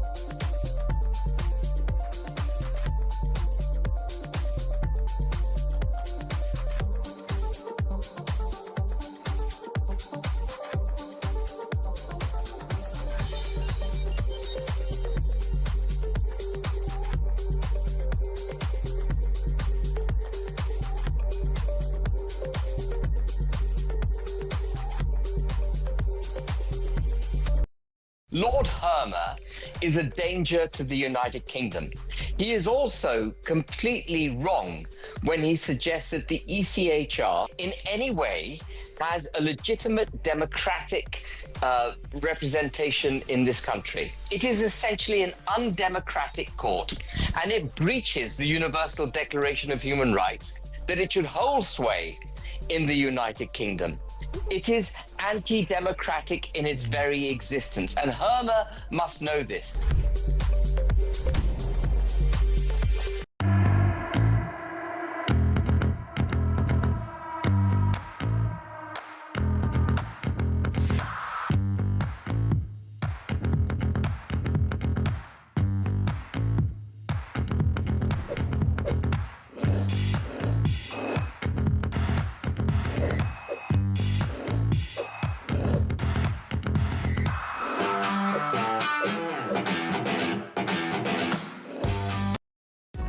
Across the UK, on DAB+, on your smart speaker, on your smart TV, and on your side.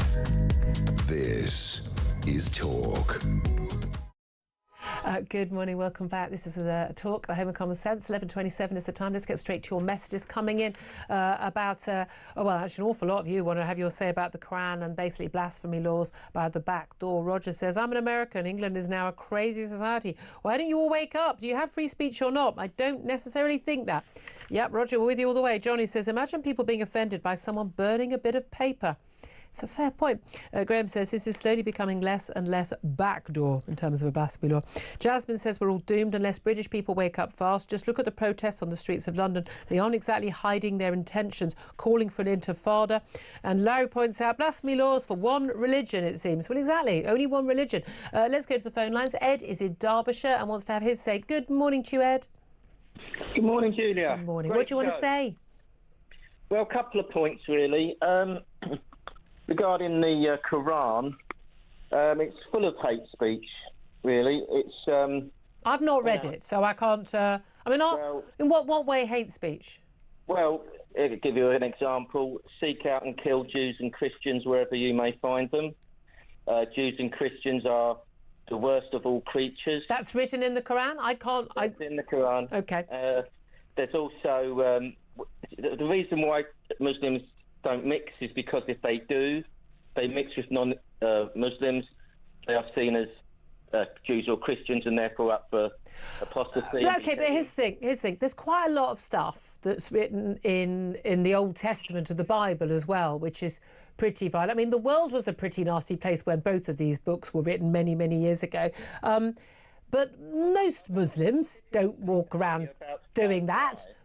Just like most Jews and Christians don't act out the Old Testament in terms of their daily lives either. Exactly. Well, the reason for that is, like you said earlier to another guest, you mentioned eye for an eye. That's nothing to do with violence. That's to do with judgment. Moses was struggling to judge the people. Okay. And then also, Jews don't stone anyone anymore. You know, in the Old Testament, there are a number of Muslim countries, Muslim-run countries around. I mean, they are, you know, it's a state religion. It is required. We're actually leaving that religion. We see what's happened in Pakistan. I mean, people are literally being stoned to death. People being imprisoned. I mean, in some countries, executed for leaving the religion. There are obviously different issues. But here's the thing: whatever one's views on the Quran, right or wrong, and again, I think people should be entitled to have any view. They hold any view whatsoever, as long as they're not actually hurting anyone physically or threatening them.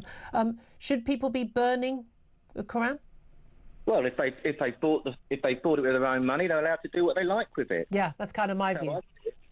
And regarding just another point regarding Keir Starmer's type of politics, it's social Islam that he's pushing, not socialism. Social Islam. We are bending over backwards to accommodate Muslims in this country. But not so much Muslims, because most Muslims are fine. Well, but these Islamists. I was just going to come in. They're completely different. Again, I've got an issue with any adherents of any sort of strong strong ideology, whether that is Islam or anything else. But we have an issue with Islamism. I don't have remotely an issue with anyone of any religion, as long as it's not in any way threatening other people. But Islamism is a political ideology that I think is incompatible with British fundamental views and freedoms. I see someone on an interview a little while back, and he said Islam was spread by the sword, and Christianity was spread by the towel, because Jesus washed the feet of his disciples, and that's interesting. The difference between the Old Testament and the New Testament is Christians have a new covenant. It's love and forgiveness. That's what Jesus taught. Okay. But the Old Testament, it was, that's for the Hebrews and the Jews. The thing is, though, when you think of the Crusades and you think about the religious battles in this country and the number of people who died, it's not always been lovely and cosy. I think we need to be fair about that. But the point is, we had a kind of a sort of a renaissance, change in our relationship with religion in the West, which has not happened in terms of relation between religion and people in Islamic countries. And that, I think, is in terms of the reform of the religion and bringing it into the, let alone 21st century, I mean, even the 19th century, I would say. Ed, thank you for that call. Ashley's on the line in London. Ashley, what do you want to say? Good morning. Morning. What I was going to say, look, I don't have an issue with the fact that he was arrested per se. When you look at what not about the Quran, by the way, it's about the fact that, if he was arrested for breach of the peace, he set stuff on fire. He wasn't arrested for breach of the peace. Right. No, but what I'm saying is that I can understand if he was. Yeah. But what he burned is irrelevant, right? It really genuinely is. I mean, they can burn whatever they want. They can burn my Siddur, they can burn a Bible. If that's their choice, that's their choice. The problem we have is that a lot of the young in this country, a lot of the politicians are veering towards the Islamic thought. And, I've got lots of people on my road that are Muslim, and we all get on very well, right? And they're very nice people, right?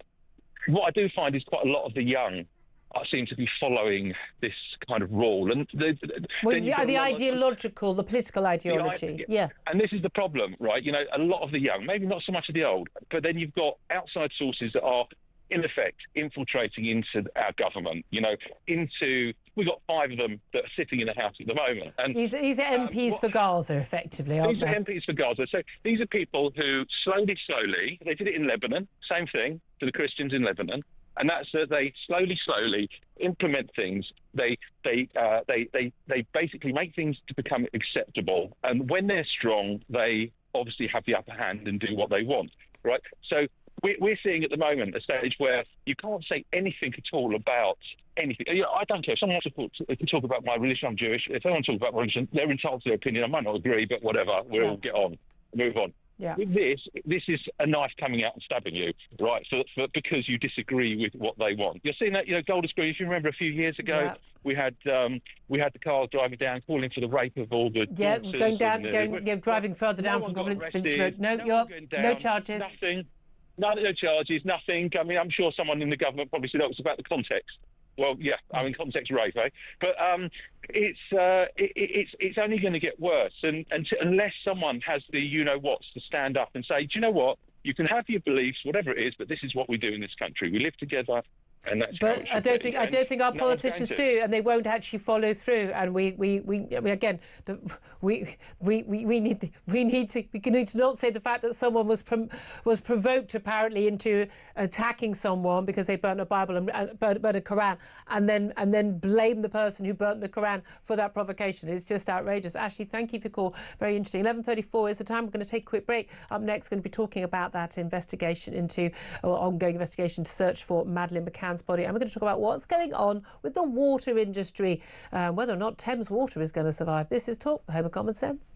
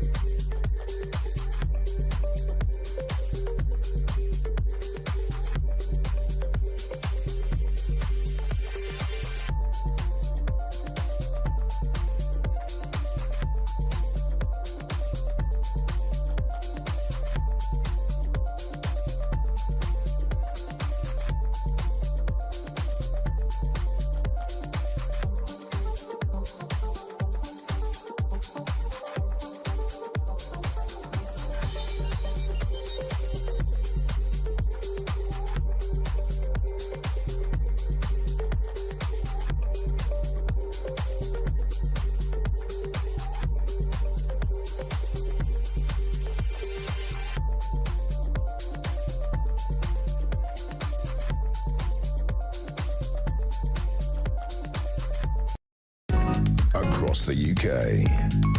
On DAB+, on your smart speaker, on your smart TV, and on your side. This is Talk. This is Talk. Thank you very much indeed for joining me. I'm Julia Hartley-Brewer. Tom Slater, editor of Spiked Online, and joins me now.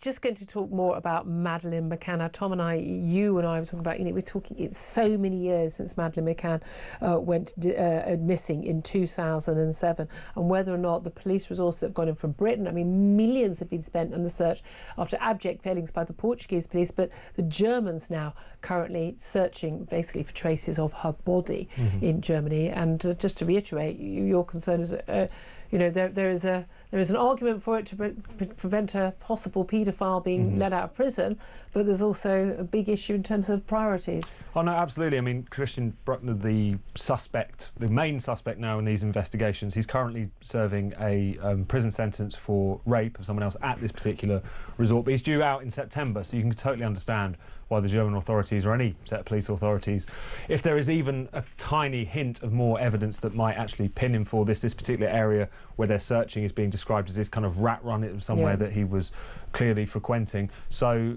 it makes perfect sense on paper to look at that. I guess it's the sort of thing where, because this has been going on for so long, there's been so many false dawns in this particular investigation in all of the different forms that it's taken, that people can't help but be a little bit sceptical as to whether it will turn up anything. Yeah, indeed. We've had this many times before, have we not? Well, let's speak now to Danny Shaw, who's a Home Affairs commentator who joins us right now. A very good morning to you, Danny.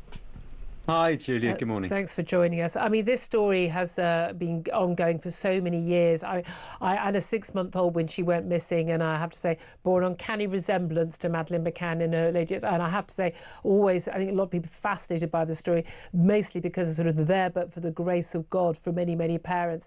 Although I think most of us would pay for a babysitter or not leave our child alone. And, we've talked about that many times.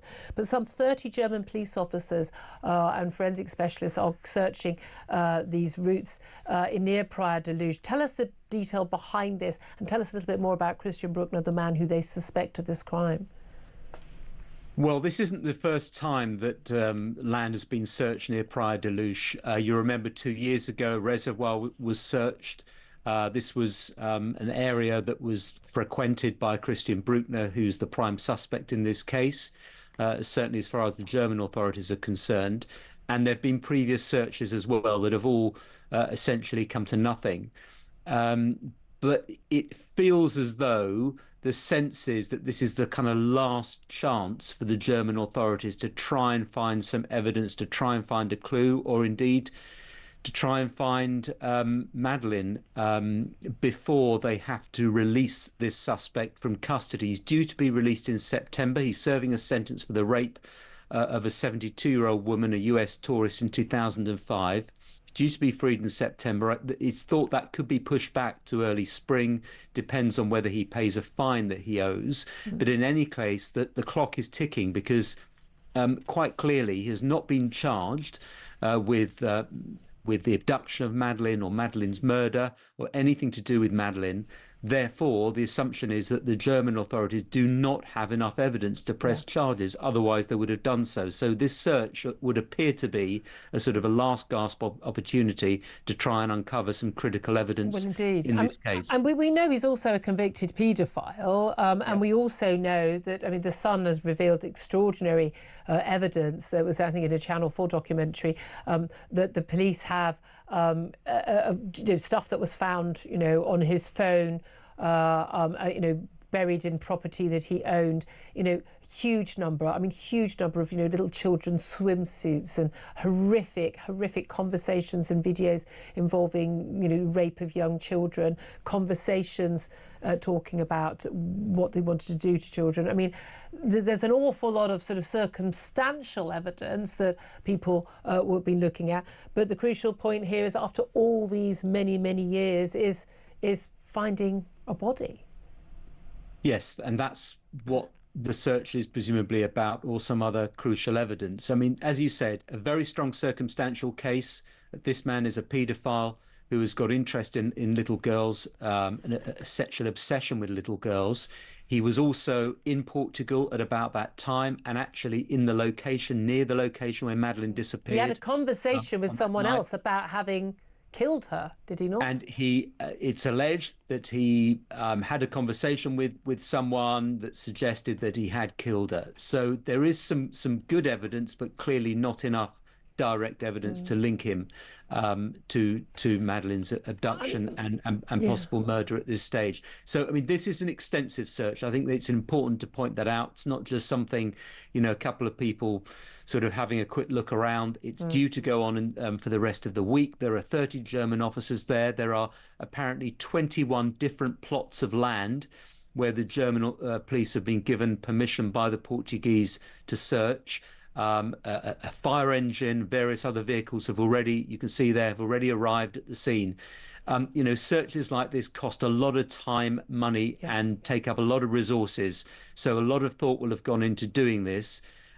Let's hope they do, uncover some critical evidence in this case, which helps resolve it. I mean, it must be agonising for Madeleine's parents. I was just going to ask you about this, because every single time, look, they kept this story in the news because they wanted to find her. They themselves were accused at one point of being suspects by the Portuguese police, who carried out an absolutely hopeless investigation and search in the immediate aftermath of Madeleine McCann's disappearance. But they've gone through hell. I mean, the worst possible thing in the world. I mean, the best case scenario is finding their daughter alive, but I suppose the second best scenario is to have some closure, because we've seen so many cases, haven't we? Austria and America, very, very high-profile cases of children who go missing, who are found years, sometimes even decades later, and you would never, as a mum or a dad, ever be able to give up some hope, would you? No, I absolutely agree with you. And they've never given up hope. And that's always been their hope, that Madeleine is somewhere alive. But I think they're also realists as well.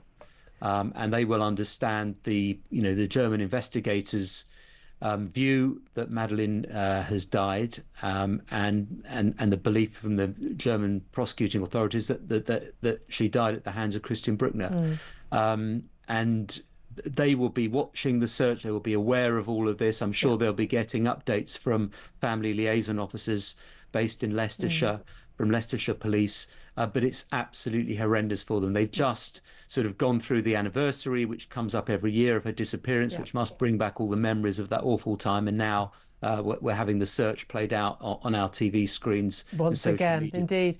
And again, your heart goes out to them, but there has been a lot of criticism of not just the Portuguese police, but also the cost of the British police. And I think the very, very fair point that blonde-haired, pretty little white girl of middle-class parents, both doctors, going missing, and all of the resources that went into that, them able to go and speak to a Prime Minister himself and get extra resources. I mean, I think £10 million plus on the search.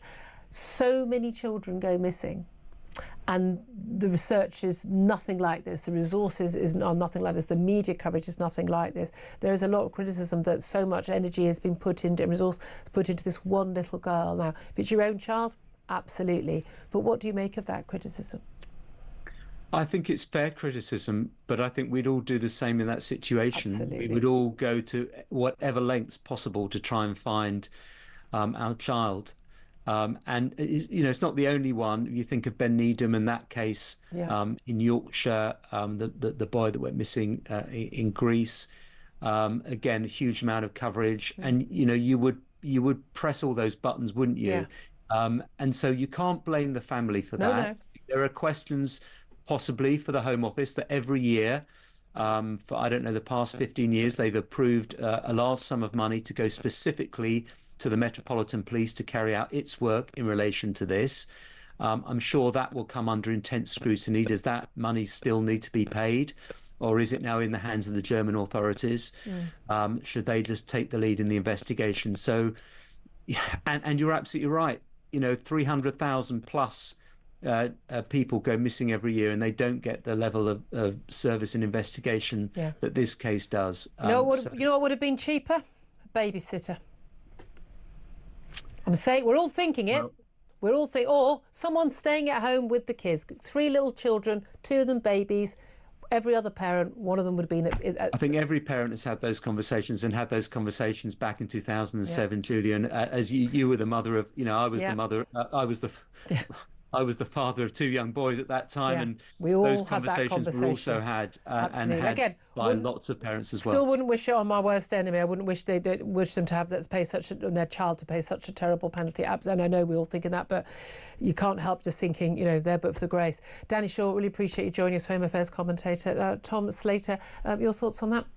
Well, it's one of those things, isn't it, where you can see both sides of the concerns in terms this. Of the cost, in terms of the cost, in terms of how long it's been going on. Because those are resources that aren't going into searching for other little children. Oh, no, absolutely. And it's just one of those unfortunate things that the more high profile the case, the more resources tend to get put towards it. I mean, obviously, as we've been talking about previously, with Bruckner in prison currently, serving a rape conviction, he's previously been convicted on paedophile charges. There is this evidence, this USB stick, these disturbing images which have led investigators to believe that he may well be responsible here. You can understand that there's an immediate public safety justification to doing this, but at the same time, over the years, people have seen many false dawns, many similar investigations like this. The British did one not too long ago to try and look below the ground there and didn't find anything. Yeah, so exactly. I'd kind of say I think we can trust the Germans a bit more than the Portuguese police, though, judging by how they handle this. But do we want this man Christian Bruckner out on the streets? I think we do not.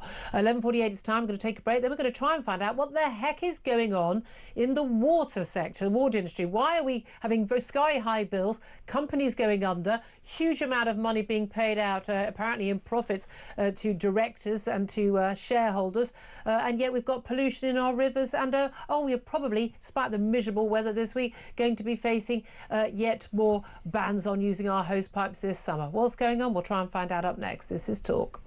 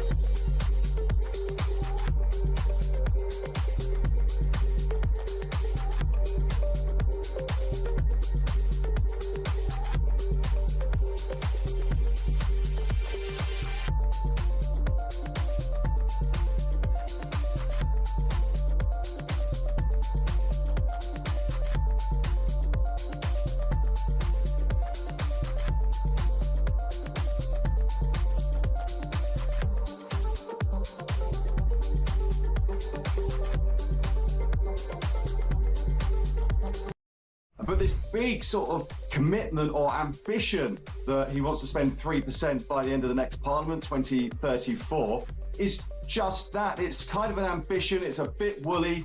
It's a commitment, but how's he actually going to get there? Where is the firm detail of actually spending that money and getting to that level? So it's all very well and good saying you're on a war footing and Russia's this big threat, but how can that be the case if you're not going to spend the money or you're not going to spend it in time when you're ready or we're not?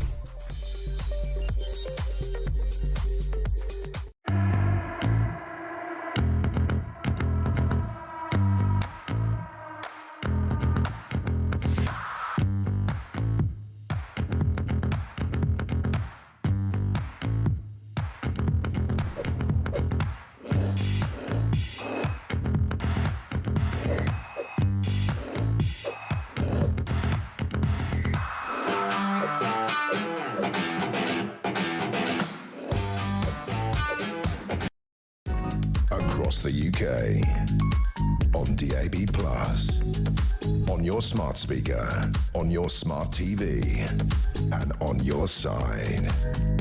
This is Talk. A very, very good morning. Welcome back to the show. 11:52 is the time. I'm Julia Hartley-Brewer. Let's talk about the water sector and what is going on. Because apparently across England and Wales, water is failing, needs stronger regulation to better protect both bill payers and the environment. Who's saying that? Well, these are interim findings of a landmark review by the Independent Water Commission, led by the former Bank of England Deputy Governor Sir John Cunliffe. He said public trust has been shaken by pollution, financial difficulties, mismanagement and infrastructure failures. This comes on the same day that we learned that the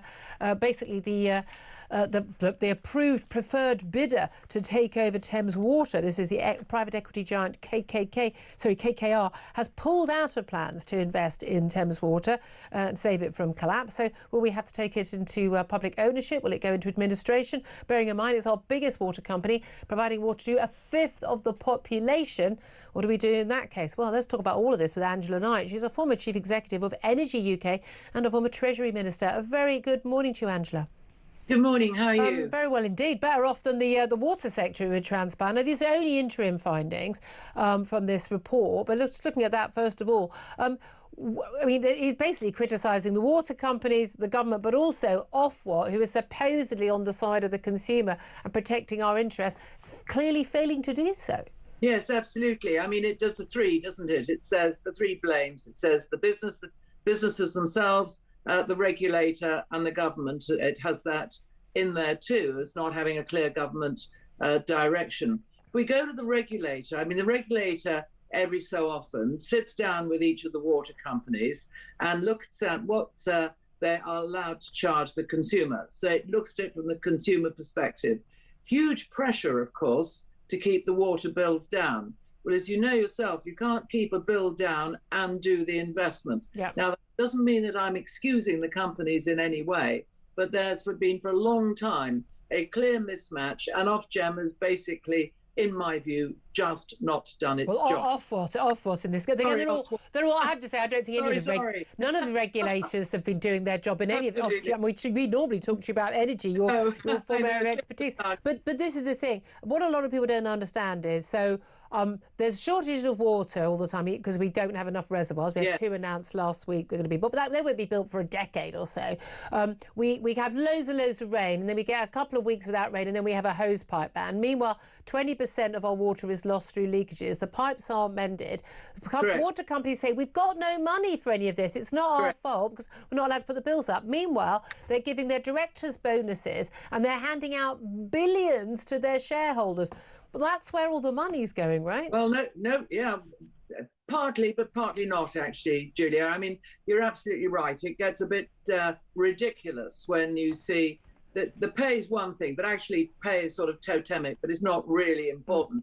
But nobody's going to invest in a business unless they get a return. So clearly they have got to give a return to their shareholders. One of the reasons why we don't have reservoirs is the huge problem of actually getting planning permission and cutting through what are often very complicated environmental considerations to get there. And then on the... but that's a government failure, isn't it? That's a complete government failure for 30 years, I think. And don't forget that we do pull water out of what they call aquifers, because it's all that rock that sits underneath the earth, and lots of it stores water as well. Yeah. But our population has gone up. We're building strongly in some areas which are naturally dry, like East Anglia, and the provision of services, of which water is one, has not taken place. Yeah. So if the proposition, which I hope they get to quickly from this independent review, is bung all the regulators that are relevant together and just get on with the job and be sensibly explaining to you and me and everybody else that we've got to pay for sewage, we've got to find the breaks in the pipe, businesses, these are your priorities, then we'll get somewhere. But if we fanny around playing politics with it, we won't. And meanwhile, with Thames Water, there are some other alternatives for investment in Thames Water. And looking at the commentary chain today, I'm actually very uncomfortable with some of the comments that have been made about KRR backing out, because it does flag politics as one. We've got a whole load of people saying, nationalisation. The best interest for us is to have the private sector pick up and sort out Thames Water, not us. And as I say, sensible plan going forward of how we get the with the regulation in the right place, so we get the sewage fixed, we get the pipes fixed. We will have to pay more, but let's get a balance to that proper debate. But we're happy to. I think we're happy to pay more as long as we know that a load of that money isn't going actually being paid shareholders. I mean, if you're not, but surely the government and Ofwatch making sure you have to do the stuff we've required you to do as part of your deal of having this control, because it's a monopoly. I mean, I'm one of the fifth of the country who has Thames Water producing the water. Well, so if I don't think they're doing a good job, I can't switch to another company. So there should be far more regulation. Well, a lot of people would argue there's not much argument for it being a national. Private, you can have private company people running it, but I'm not quite sure the purpose of it being privatised when it's a natural monopoly. Well, it was privatised years ago for the purposes of getting that extra investment in. How's that worked out? Well, I think it probably has, because otherwise, what are you going to spend your money on? Sewage or a hospital? And those are the sorts of trade-offs that a government has to do. So the proposition which says, put this out to the private sector and then regulate it well, because so they have to do it. That's a very bad argument against. Well, it's a good argument against bad governance, isn't it? What the governments are admitting, they make really bad short-term choices, which we know they regularly do. Just finally, we talk a lot about there's so much stuff. I mean, everyone gets Virgil Sharkey on as the expert on this, as that there's too much sewage in our rivers. There is too much sewage in our rivers, I'm sure. However, a lot of the reason why we think there's a lot more sewage in our rivers now than previously is because we actually test more rivers, don't we? If you only test like 2% of rivers, you won't find as much sewage. Well, we test so much. We test beach water, we test all these things, which is a good idea. I mean, dare I say it, I'm of the age where you swam in sewage-infested sea. That doesn't mean that I just... And we were better for it. But it happened. And I'm not justifying, and I'm saying that clear up is a good idea. Testing is important, but like everything, you need to put the balance of the debate in, because if one says one thing's good and the other thing's bad and it's complicated, then you're going to come out with the wrong answer. Okay. Angela and I, great to talk to you. Thank you very much indeed. Tom Slater, just a couple of moments, but just, we need to deal with this then, sort this system out, don't we? I know it's been an abject failure on any possible measure. If you think about the lack of investment in the infrastructure, that's been absolutely shocking. If you think about the level of service people are experiencing whilst bills continue to go up, then you find out about the bonuses and the dividends and all the rest of it. It's like they're laughing in our faces at this point. I think they are actually laughing in our faces. They really are. While running the tap. So much more to come. More from Tom Slater. This is Talk. We are the home of common sense.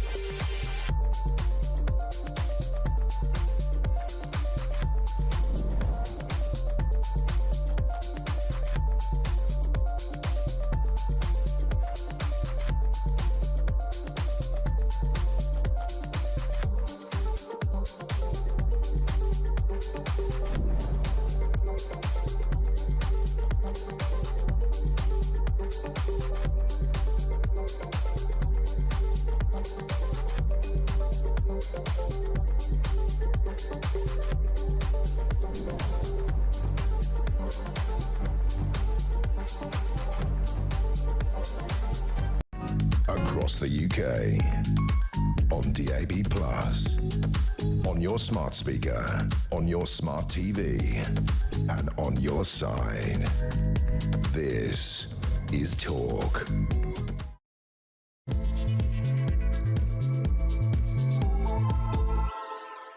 A very good afternoon. Welcome back to the show. This is Talk, the home of common sense. Whether you're listening on DAB+ radio or on your smart speaker, watching on YouTube or your connected device, great to have your company. Great also to love the company of editor of Spiked Online, Tom Slater. Lots more to talk about in this hour, including that strategic defence review. And aren't we going to spend 3% of GDP on defence? And now, in the breaking news in the last few moments, reports that NATO wants the UK to spend and could try to force the UK to spend 3.5% on defence. Well, we're not even up to 2.5% right now. So what is the likelihood of that? Plus, we're going to be talking about the latest madness involving the total inability of people to basically obey the law as was ruled by the Supreme Court, and as basic common sense about what is a woman. A Brighton beach sauna, a little hut basically on the beach, has been accused of bowing to the woke mob and breaking the law after it said it had been wrong to ban transgender women from a women-only event. They were banned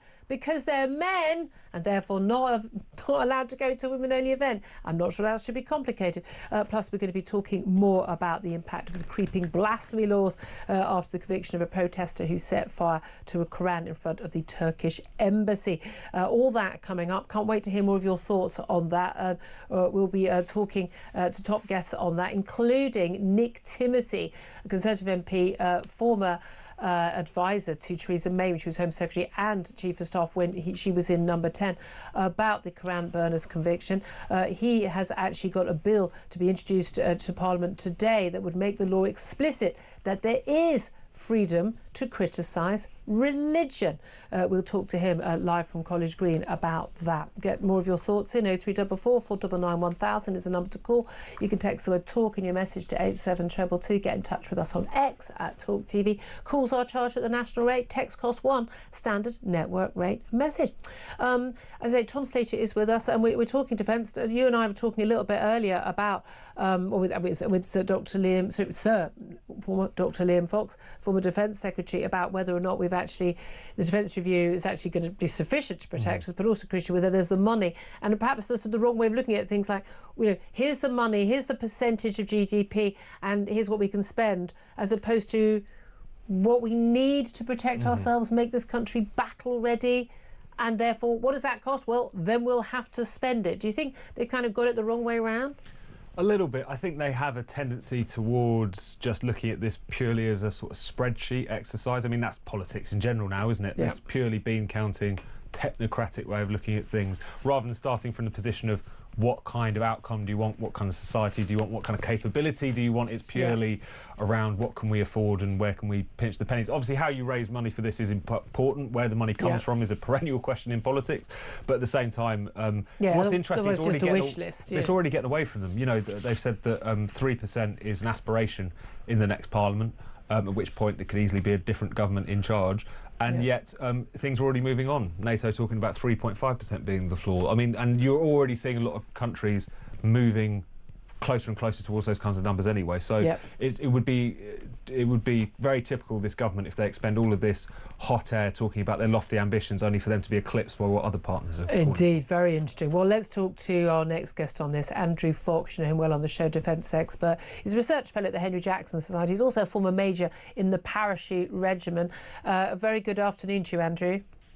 Hi, Julia. Thank you for joining us. So a lot of debate over the Strategic Defence Review yesterday. Just in terms of just a brief summary of what there was announced that you do support in terms of, spending money, 2.5%, this ambition of the 3%, in terms of what it's going to be spent on these nuclear submarines, munitions factories and the like. Have they got the right priorities, at least? I think so, roughly at the strategic level. They're making the right noises, quite frankly. And we have to remember that a strategic defence review is the big hand stuff. It's where the government of the day wants to get to with defence. It doesn't go into the sort of the granular detail of how many tanks we have or how many divisions or how many soldiers in an artillery battery. That sort of detail is not what it's involved with. So when we're talking about reindustrialising our ammunition supply, good thing. When we're talking about building more submarines to establish deterrence to our enemies, that's a good thing. When we're talking about looking at the future and how we network and use autonomy in drones and things like that, also a good thing. So there's stuff in there which I really like. You know, looking after our service personnel better is in there. Recruiting better is in there. These are huge. And those do make a difference. Having decent accommodation. I think it was 1.5 billion being announced for accommodation, because basically it's accommodation. It's not good enough for asylum seekers, but it's good enough for our servicemen and women and their families. So that will, in terms of retaining good people, is absolutely vital. But this debate has been so much about, and it's absolutely fascinating. No one even mentions the actual billion-pound numbers. What does it actually mean? 2.3% currently, pushing it up to 2.5% by later in this decade. Talk about 3% early next decade. Again, that assumes whoever's in power then makes that decision. But a report in the last 20 minutes or so suggests that NATO is going to push to increase defence spending for each country to 3.5% of national income, and basically say, look, that where we are right now isn't really touching the sides, and if we want to be a leading nation in the alliance, we are going to have to be spending an awful lot more. And we know that some of the countries in the Baltics, Poland, although much smaller economies, we know that Germany, a big economy, bigger than us, that they are actually spending a lot more now. They are, I think, from a very low base in Germany, admittedly, but pushing to spend a heck of a lot more. Do we need to be moving to that sort of figure?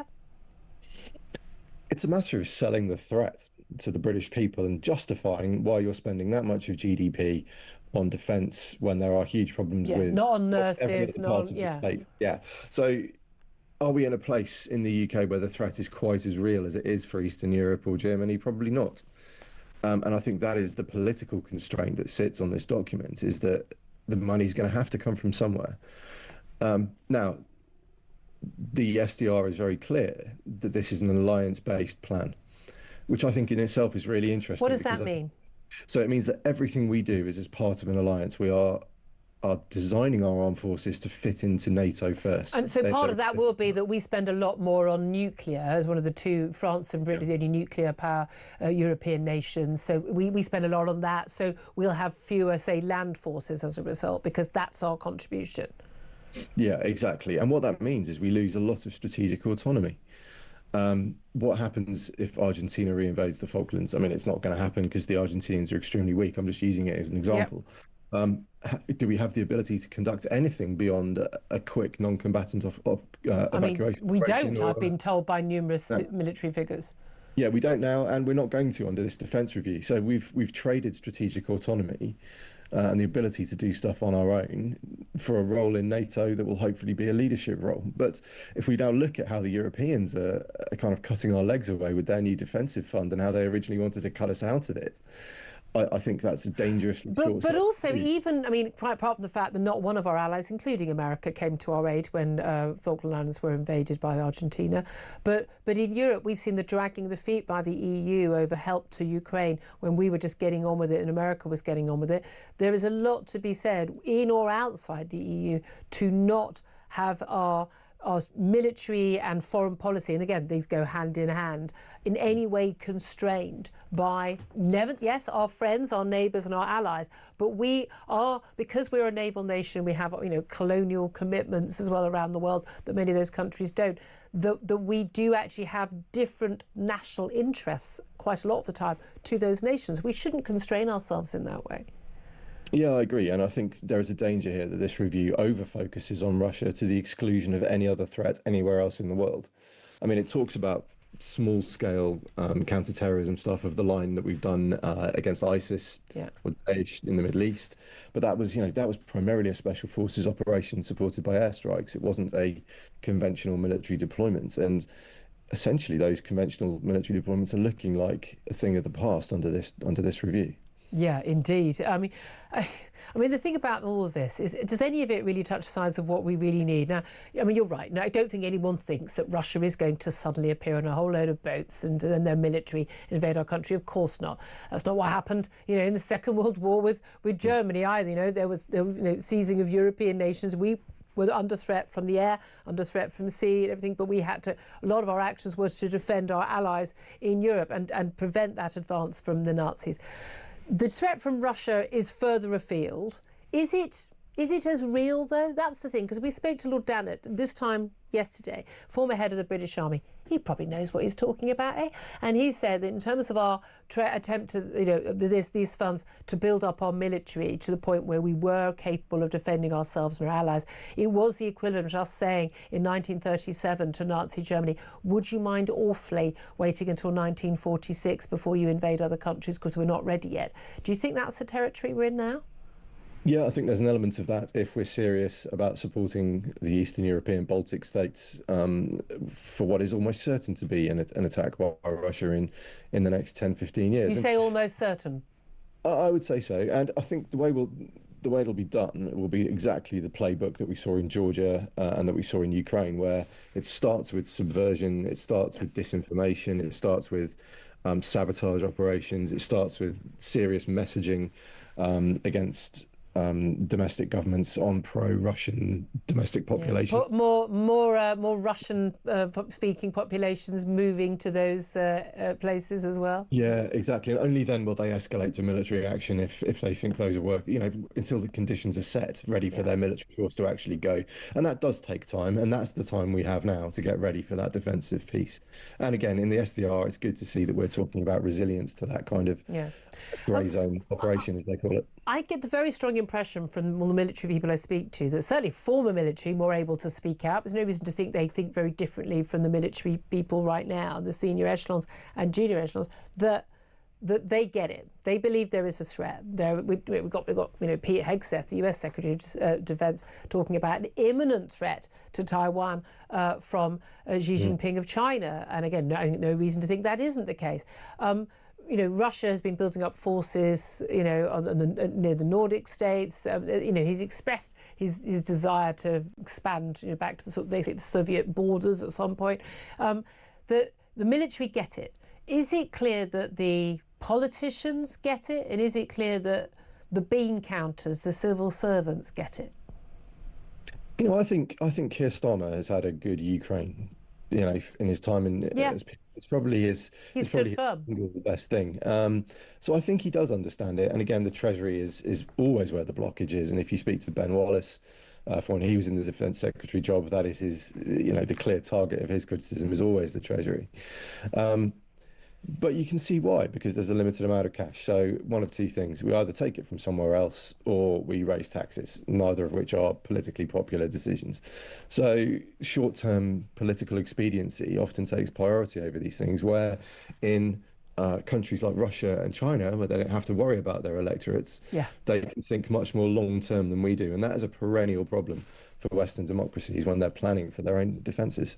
I mean, one of the key things about defence spending is it takes a heck of a long time to deliver. It takes a heck of a lot of money to deliver as well. So you need to be planning always, way in advance. And we know that we've got, Ukraine's on a war footing. They have to be. Russia is on a war footing. Certainly the Chinese are on a war footing. You look at, were they spending something like 8% of their GDP on military now, building up most extraordinary forces. Again, why do we think they're doing that? Just out of the goodness of their hearts for the military? I mean, come on, people. There are these, failing to miss the signs of the Ukrainian invasion where they were blatantly obvious. I want to invade Ukraine and take it back. I'm putting 120,000 troops on the border, and I've got a load of tanks. I mean, really, was it a surprise? It shouldn't have been to anybody. We need to take these warnings seriously. But crucially, in terms of what we're actually doing, do you think that we would be able to actually repel a Russian invasion of our NATO allies? Do you think the Americans would, come to aid? What about, the Poles, new president elected in Poland who believes that the role of, although, less pro-EU than the other candidate, but he feels like the role of Poland is better outside NATO than inside it? What do you make of the willingness and ability of the West to take on Vladimir Putin and other threats? It comes down to certainly writing off America at this point. I think all the messaging coming out of the White House, we cannot count on them as a reliable partner, so we need to write that part off and make sure that what what we have is enough to repel Russia. And actually, a lot of Russia's military capability has been revealed to be a paper tiger over the last few years in Ukraine.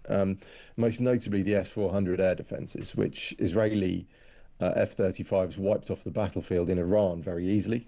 And the Ukrainians haven't been able to completely get air dominance because they've got parity on the ground there. So we've got a really good lesson from the Middle East.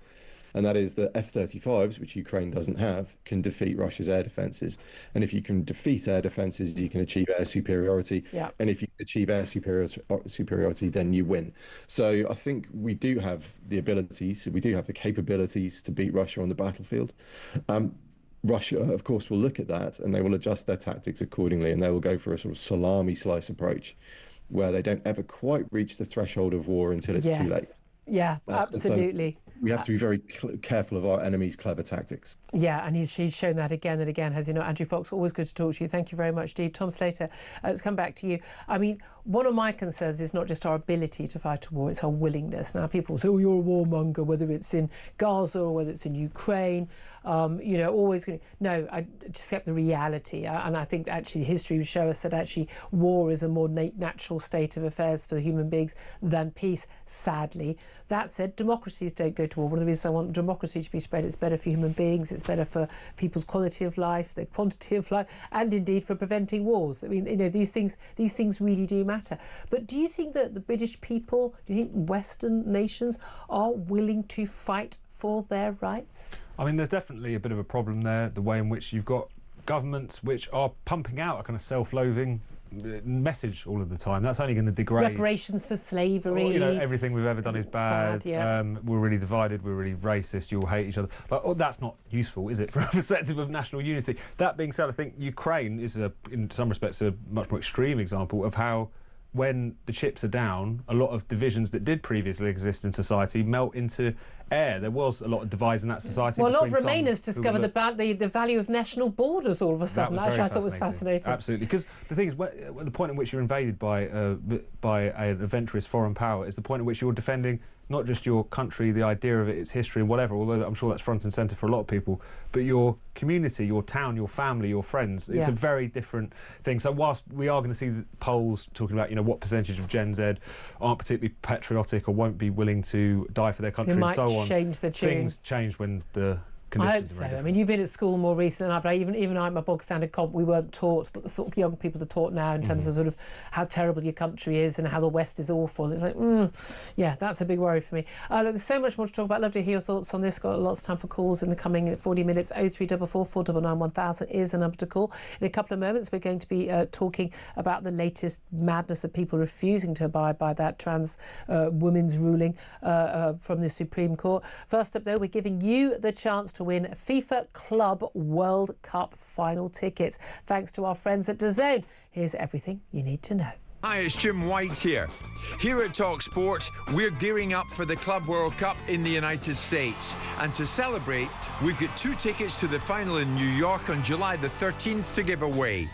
We'll sort flights, accommodation, and give you £5,000 spending money to spend however you like. 18 plus, UK excluding Northern Ireland. All you have to do to enter is text the word football to 83338 by the 13th of June at 11 p.m. and you're in the draw.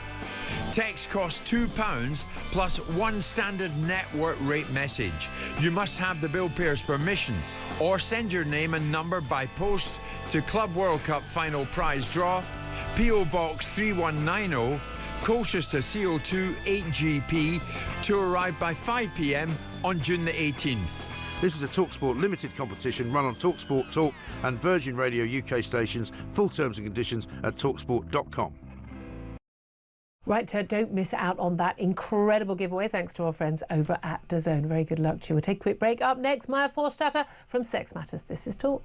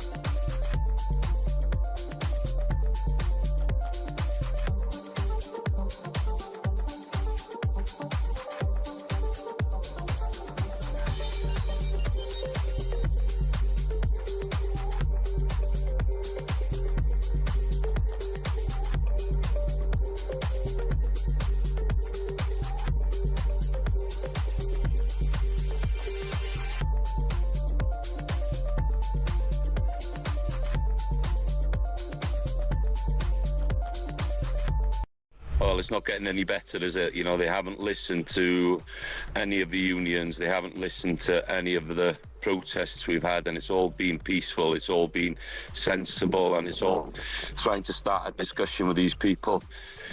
We're seeing job losses already, you know, in some of these tractor companies. Now, you know, if you're going to tax an industry like this, people are going to slow down on spending, slow down on investing, and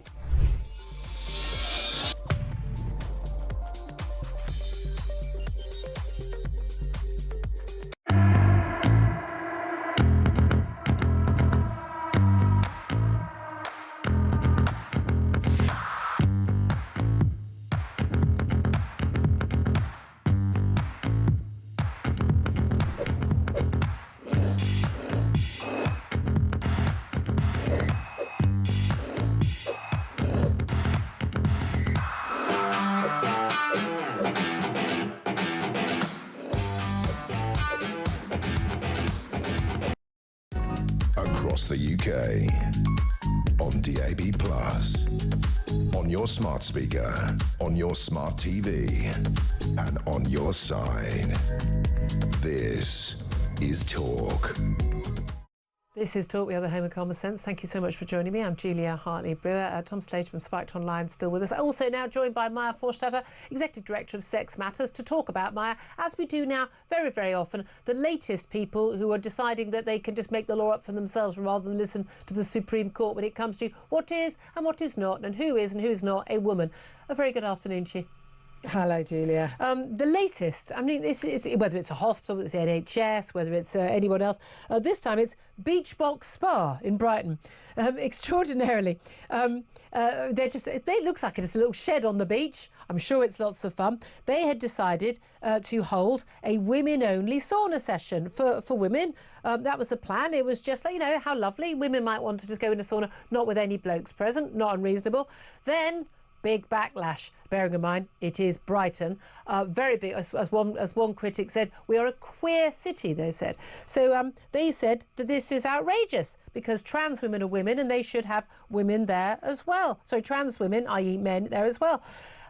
Beachbox Spa has now been accused of giving into the woke mob after it said sorry for excluding trans women, i.e. men, from the women-only session last Thursday.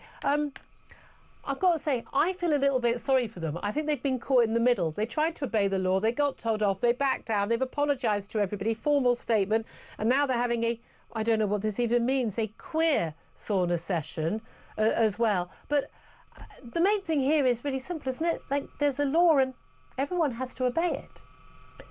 You'd think so. I mean, I think you're right. I think they're being bullied. It's a small business. They tried to do something that was completely lawful, completely reasonable, and they got piled on. Yeah. And they backed down, which they shouldn't have done.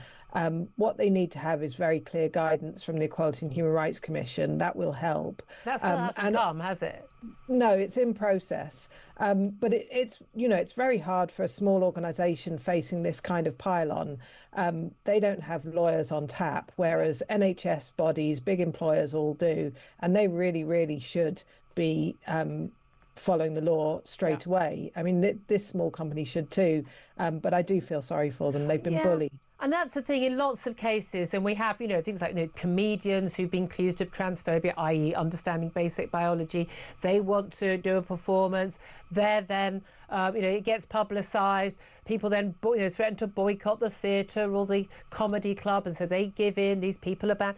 A load of this has just come from, and that's the right word. It is just bullying from trans activists, not in anyone's interest, least of all trans people who just want to get on their lives quietly and living how they want to live, with which you and I have no issue whatsoever. But again, understanding that there are times when women would like to have a women-only sauna because of, you know, physical difference between men and women, and that therefore someone who believes they're a woman, they can believe all they want. Doesn't make them a woman under the law, and therefore they can't attend. There's nothing bigoted or transphobic about that. It's just obeying the law. You'd think by now that bullying wouldn't work because they haven't got the law to back them up. And also, I mean, this is the kind of business where you can have all different kinds of events. I mean, like you said, they have a queer sauna. Whatever that is. So if people want to mix with, trans women, men, trans men all together, they can do that. That's perfectly lawful. What you need is that people know what they're getting, particularly when they take their clothes off. They know what they're walking into. And, there are lots of people in Brighton who follow gender ideology, but there are lots and lots of just normie women who would like to have a sauna that's female only. I think that there might be some gay women who would rather that as well. But again, exactly. But again, as you say, it just needs to be what's advertised. It is extraordinary how many organisations, and it's not just, a little beach hut sauna in Brighton that are having this issue. Again, hospitals. Some, sports clubs. We had the victory. We spoke to Sharon Davies yesterday about, the Football Association, as of Sunday, not allowing men who believe they're women or identify themselves as women to play in women's football. That's good. We've seen other sports following suits. But we've still got, hospitals requiring, nurses get changed in the same room with female nurses as men. We've got ongoing cases involving that. We've also got even Parliament.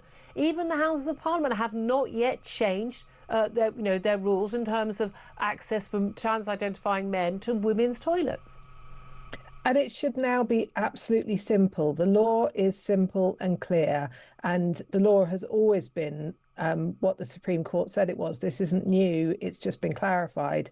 And so their responsibility is to act now, not to try and wait and push it down the road for the Equality and Human Rights Commission. Yeah. There's really no excuse. But they didn't listen to the Equality and Human Rights Commission when they were sort of trying to make this clear before the Supreme Court ruling. And again, I'm still as amazed as you are that people need a Supreme Court judge to tell us what is and what is not a woman. It was fairly obvious to both of us already. Are we going to need to have a number of cases to push this forward? Because this has only really come about as a result of a test case about, from For Women Scotland, about allowing men into a women's role. We keep having these cases, but there still seem to be organisations and companies and public bodies paid for by you and me, which are simply refusing to accept the law. But the key thing is, even if these cases go to court, unless it's a person who's a private director of a limited company, they are not paying the cost of this. These organisations, unless if this beach box spa got taken to court, they'd end up with legal costs. Yeah, well, they'd probably give in much quicker. But you've got like a hospital boss who isn't obeying the law, or Parliament. They're not going to have to pay that costs or a fine or anything. It's a free challenge to the law every time. Do we not need to have, I'm sorry, but a little bit of retribution? No one's lost their job over this yet. People have made bad decisions over and over again, and you're right, no one has lost their job. And I think if people are spending public money in bad ways, there should be accountability.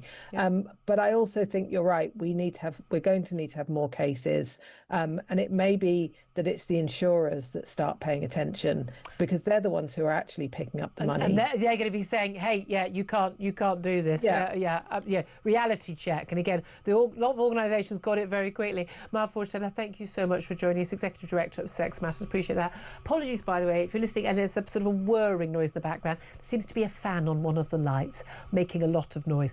Not much we can do about it right now while we're on air, but we'll do our best to sort it. Do bear with us. Apologies for that. Or it could just be my voice. Just I think the sound of the whirring, Tom, is what my husband hears when I speak. It's just white noise in the background. It's the only way of coping after all these decades. Build up defence mechanisms. Exactly. You've met him. He's a long-suffering man. Anyway, it is extraordinary, isn't it? You've been a fantastic. I think there's the trans they call it trans ally. You've been a fantastic ally to women. All of you at Spiked, in terms of ally to sanity and biological reality on this. Does it not stun you how many private companies, public organisations, even Parliament, do not understand the sodding law? It's incredible, especially after all that's happened, especially after the Supreme Court ruling, that was a pretty big story, sort of thing you might have heard about. Yeah. Problem is, all of this has been from the off. Yeah, there's been some ideologues in various companies who've been pushing for this stuff. A lot of it is about cowardice. You get an angry email from someone claiming that you're being discriminatory, that you're being transphobic and whatever, and then they turn on a dime.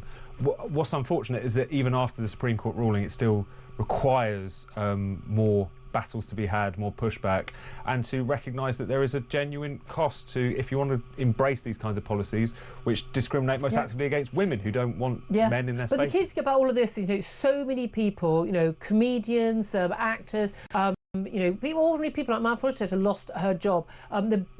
People literally lost work. They're forced out of their jobs. Free speech unions, something like 40% of the cases they deal with are people who, men and women, just saying privately in a normal conversation at work, well, no, actually, we mean biological women or any kind of women, not trans women, literally losing their jobs, going to tribunals.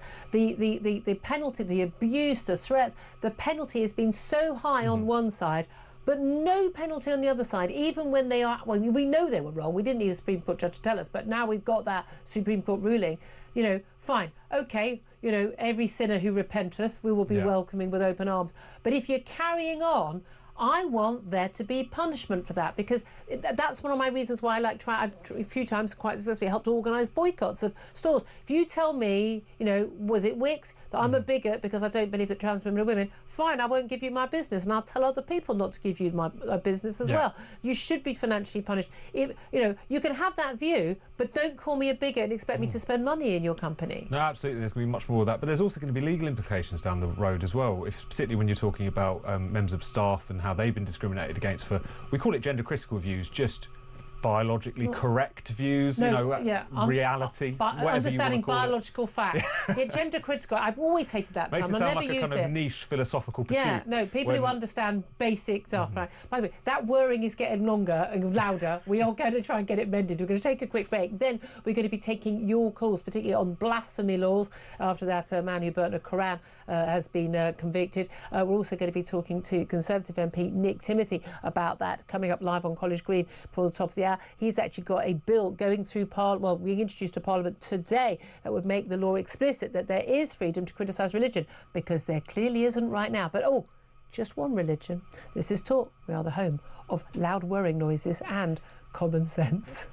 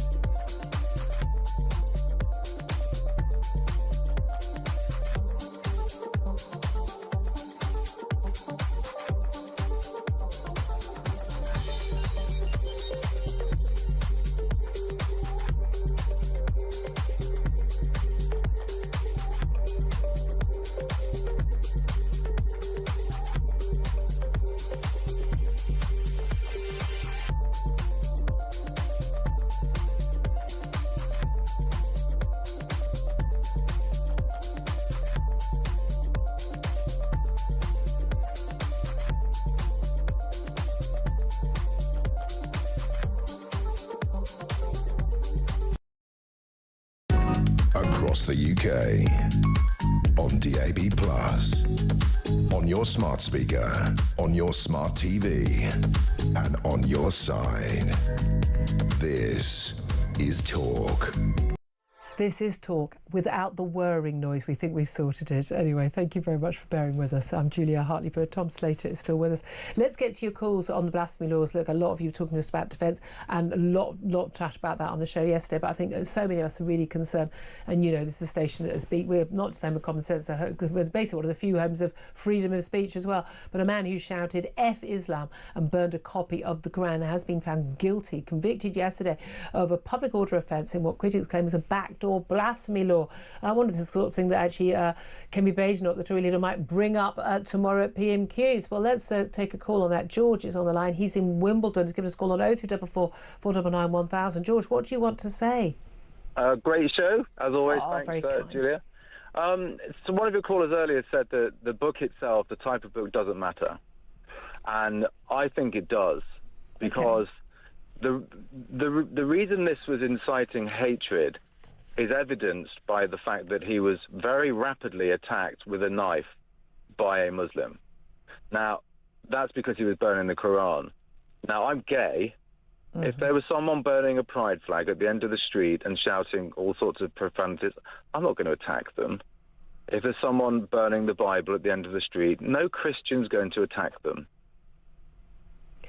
Okay. This is the problem. It's because it's the Quran. Well, that's what religion. I mean, Tom Slater actually pointed out a brilliant piece. Do write very just have a look at it on Spike. He pointed out that the great added insult to injury in this is that the district judge involved, John McGarver, who made this decision, he actually pointed out that the fact that Koshkan, the man who was convicted, Hamit Koshkan, who is an asylum seeker from Turkey, where he's an atheist and he's been fighting against Islamification of Turkish sort of public life, which is absolutely a thing.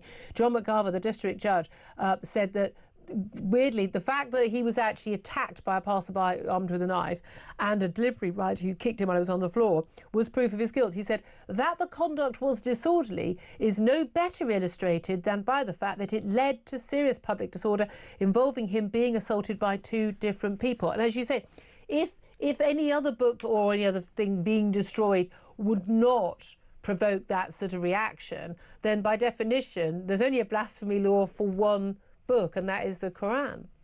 No, they might apply the same law to all, just to be seen to be equal. But you and I know that no Christian is going to go up and attack or try and stab a Christian or an ex-Christian for doing that. Yep. No more than I would someone with a pride or a trans flag. So what's the solution to this? I honestly think the solution is for the authorities to double down, not that they're doubling down on anything, but to say, look, this is about British values. And one of the most important British values is freedom of speech, we have Speaker's Corner, for example. It's kind of part of our culture. Well, people have been attacked at Speaker's Corner. We know who. Yeah. And, you know, I'm married to an Arab who's Lebanese. He's a Christian. I also have gay Muslim friends. And what's fascinating is that I spoke to one of my gay Muslim friends yesterday who said he thought this sentence was right, that he should have been found guilty. And I said, look, if that's how you think, then your values don't match the values of my culture, because I'm British, I'm born here, my family are born here, this is in my blood. Yeah. This really is. Your gay Muslim friend, was he aware of how the Quran and indeed pretty much every Islamic-run country views homosexuality? This is the irony. This is a terrible irony. And I often say to him... It's like the Queers for Palestine people who wouldn't last more than 3 minutes. Well, whenever I have this conversation, my response is, OK, which Muslim-majority country do you want to go and live in? Now, I used to live in the UAE. My husband's from Lebanon. It's illegal in both countries. Yeah. So if we're talking about values, which Muslim country do you want to go and live in? The answer is, well, none, because actually... But this is the thing. If someone comes to live here or is raised here, and is a child of migrants or people who've converted or have been here for generations, whatever their religion, whatever their views, part of the deal of being here is accepting those values, or trying to change the law but doing it peacefully. But the reality is we've seen these moves to bring a blasphemy law in by the back door, or even actually one Muslim Labour backbench MP asking the Prime Minister a few months ago in PMQs to actually bring in a blatant blasphemy law. But the reality is they only really want it for one religious document. And if you believe in any British values, you have to accept there is a right for people to express criticism however they choose of your religion. I consider my ability to, and my right to criticise the government, religion, religious leaders, the monarchy, every institution in this country, the police, it is such a fundamental part of my rights, and a democracy cannot survive without that right. But Julia, they enjoy the right when they go and march against Jews and against Israel. Then they love the right to do that and burn flags, the Israeli flag and all those things we see. Then they take that right as theirs. Yeah. That's a very interesting point. Very interesting point, George. Thank you very much indeed for that call. Let's go to Les. He's in Birmingham. Hi, Les. What do you want to say about this? Oh, hello. Yeah, that's a great caller here. Yes. Caller. What I wanted to say... I'm going to say you're feeling the pressure on you now, right? Oh, well, yeah, very true. Yeah. Okay, well, what I wanted to say is I do not agree with anybody burning any holy book at all. I think in truth, it's nasty and it's provocative, and it's not a very nice... Should it be criminal, though? Well, that's the thing. I believe it's not for humans to punish there's somebody doing such as burning a holy book. That's an interesting point. Well, I don't believe that. I think if you believe your God is omnipotent, which means all-powerful, then it's I believe if somebody was to burn, say, the Bible or something like that, then if you believe they'll be punished in the afterlife. They will be punished in the afterlife. That is the thing. Exactly. My thing is here. Don't be angry at me for not being of your religion. Just pity me. I'm always fascinated. There's a lot of religious Christian evangelists around my way who'll try and campaign, and they'll say Jesus loves you. No, I'm really sure he doesn't. Really sure he doesn't. And I'm fine with that. Yeah, and so that's what I think, and I think the police were wrong. I think, was he arrested? This guy, I don't know. He was arrested. He's charged. Convicted. He's charged. He's convicted. Yeah. But I think the guy that came to him with a knife and there's some other threats against him, that is a arrestable offence. Well, no, and he has been arrested and charged. We're not allowed to know his name. I still don't understand why we're not allowed to know his name, but he denies there was a knife. But he's certainly been charged with some sort of violent offence. But again, the fact that him being apparently provoked to violence was somehow justified the conviction of the man who wasn't being violent is what I think is the terrifying thing. Les, thank you very much indeed for that. Tom Slater just finished. It's an interesting point. Mm-hmm. If you're religious, why are you so concerned about this? I mean, someone who's an apostate, who's left the religion, or somebody who's an atheist like me, I mean, we're going to go and burn in hell anyway. Why are they so concerned? I'm going to get my punishment in the afterlife. Absolutely, it's pathetic. It's embarrassing. Imagine you feeling so hurt that you think it's justified to do harm to someone, or it's justified to throw someone in prison or to punish them in any kind of way. I think it's embarrassing, especially it's a bit insecure, isn't it? Exactly, and it's one of those things where, regardless of who this comes from, whether it's a trans activist, whether it's a deeply religious person, whether it's a Muslim, Christian, whatever, we've got to treat this as what it is. It's a pathetic response to views that you disagree with. You don't have the right to not be offended. If you don't like it, walk away. If someone's shouting at you in your face, threatening you, that's a criminal offence. But that's the message that should go out to everyone, whether they're a student or a firebrand preacher. Grow up if you can't deal with opinions you disagree with across the board. He told you. Is that so difficult? He told you. That's Tom Slater. Up next, we're going to talk to Conservative MP Nick Timothy, who's got a bill being introduced to Parliament today to try and ensure that we do actually have a freedom to criticise religion. He's up next. Stay tuned. This is Talk.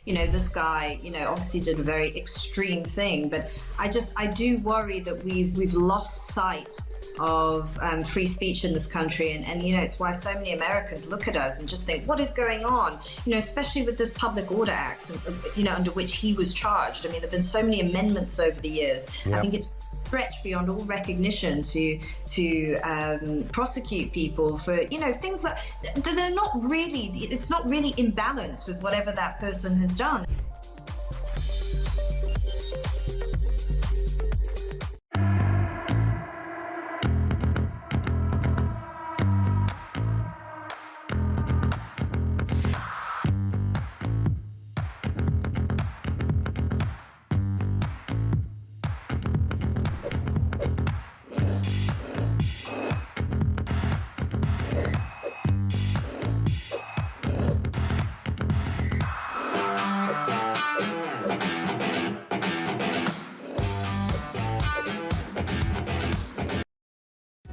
Across the UK, on DAB+, on your smart speaker, on your smart TV, and on your side.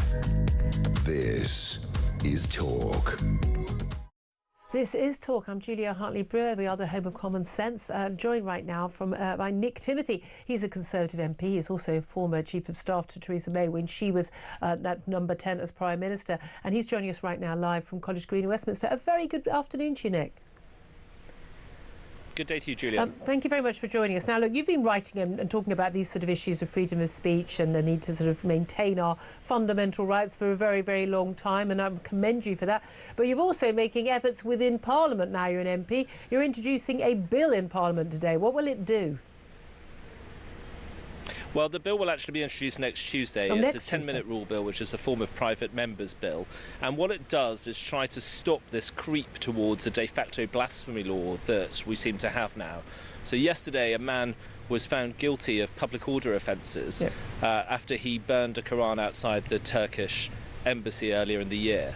And I think it's wrong to use the Public Order Act from 1986 in this way. It's a new thing, and we need to amend the law to make it absolutely clear that there is a right to criticise and protest peacefully and without inciting people against religious beliefs, and in particular Islam, which is where we have these problems emerging. Well, this is a crucial thing. There is a right to do all of that apart from Islam, and you know that, and I know that, and everyone listening and watching knows that too, and we've seen that again and again, and we've seen many people cowed by this, including, I think, the police, the Crime Prosecution Service, and our politicians as well.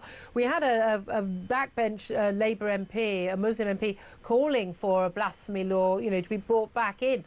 Only a few months ago in Parliament at PMQs, and I have to say, I did not see the Prime Minister slap that down as I would have wanted and expected.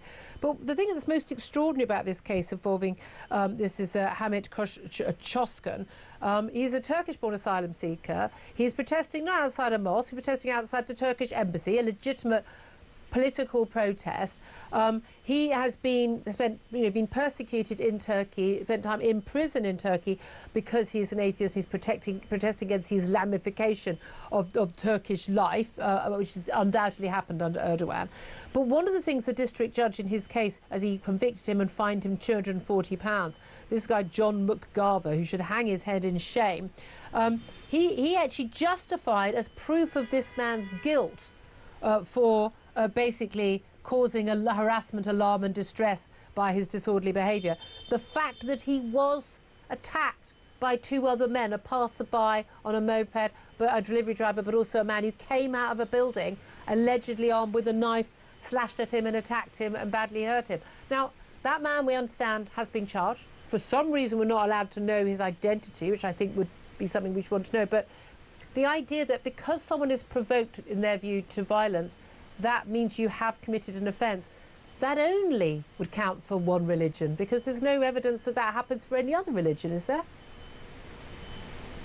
Well, this is what I think is so perverse about the use of the Public Order Act as a way of introducing, as I say, this de facto blasphemy law, because what it does is put the blame onto the protester and says that somehow they're provoking the behaviour of others, and it doesn't put the blame onto the people who cannot handle legitimate criticism or even mockery of the things they believe in. Now, Parliament decided this many years ago. We scrapped blasphemy laws many years ago. So the views of Parliament actually are clear, and we have ministers. I just asked this question in the House of Commons just now. The Justice Secretary said, well, we don't have blasphemy laws. But this is a nonsense. It's a way of pretending that what's going on isn't really happening. We have to address this, and we have to address it now. Otherwise, I don't know, on the basis of the ruling yesterday, what I or anybody else in this country can say about Islam in public. If I express an opinion and somebody else hears it and they are offended by it, then it could legitimately, according to this ruling, be said that I've committed a Public Order Act offence. Well, it's interesting that the first charge that was brought against the man, which then was dropped, was the idea that because he'd had offended the religion of Islam. You can't offend an institution. I am absolutely appalled and disgusted by the burqa. I think that is the most repulsive, un-British, un-Western, misogynistic, costume that women are enslaved by, and I am horrified every time I see it on the streets of London, which is a very common sight these days. That probably means I'm guilty of the same crime as this man, doesn't it? Well, Julia, look, I will say it here and now. My view is we need to have a debate about all of these things before it's too late. My personal view is that the burqa should be banned in Britain. Yeah, me too. My personal view is that the hijab shouldn't be allowed on children in schools. 100%. As you say, according to the logic of the ruling yesterday, if somebody heard me just say this now, perhaps I'm guilty of a public order offence. Yeah. Here's the thing, though. There's one thing getting a criminal offence and getting a fine £240. There's another thing where you and your family have to go into hiding for the rest of your life because the threat that you will be or your family members will be killed is very real. It's what happened to the Batley Grammar School teacher. It's why he's still in hiding. No charges have been brought over that. It's what happened to the family who had to go, and the mother who had to go and beg at a local mosque in Wakefield after her son scuffed a copy of the Quran. The police sitting with her. No charges ever brought again against people making death threats against that family. We've seen this happen again and again. The reality is, with or without this law, with or without a law that is officially a blasphemy law, or with or without a law like you're proposing, which says specifically there isn't a blasphemy law, there still is a de facto blasphemy law, and it only impacts one religion, because you would be crazy to risk doing this. You'd be crazy even to make a political statement to do this, because you and your family will be in hiding for the rest of your life. Yeah, look, I think there's two stages to what we're talking about. The first is the law itself, and that's what my bill seeks to address. We need to change the law to make clear that we have this right to criticise and joke about or mock religious ideas in the same way as we would any other kind of ideas. But then, as you say, there's another side to this, which is what's happening just in practice, and where quite often parts of the state and societal organisations and whatever are facilitating this kind of informal blasphemy law. Sometimes it's the police, sometimes it's councils, and that has to be rooted right out, because if we don't do that, we will not be a free country. What is the solution, though? We say root it right out. I don't see that the police, who are far too PC for PCs, are going to do anything. I don't see the politicians being brave enough, certainly not this lot, to do anything. What do we do? Well, here's a politician doing something right now. I think the start is we have to be brave enough to tell the truth, and we have to be brave enough to stand up and say the things we believe in, and we have to be brave enough to make sure, whatever the intimidation, that the law is enforced equally, and that the state treats people on the basis of who they are as individuals, not their clan, not their racial identity, not their religious identity. Absolutely. And if we start to do that, and we root out the people in the state who are not prepared to do that, then we will make some progress. It won't be easy because we're in a very bad way already, but there is a way ahead for us. Absolutely. Well, I'll be interested to see how your bill progresses in Parliament, what support it gets. Conservative MP Nick Timothy, appreciate you joining us. That's next Tuesday, not today.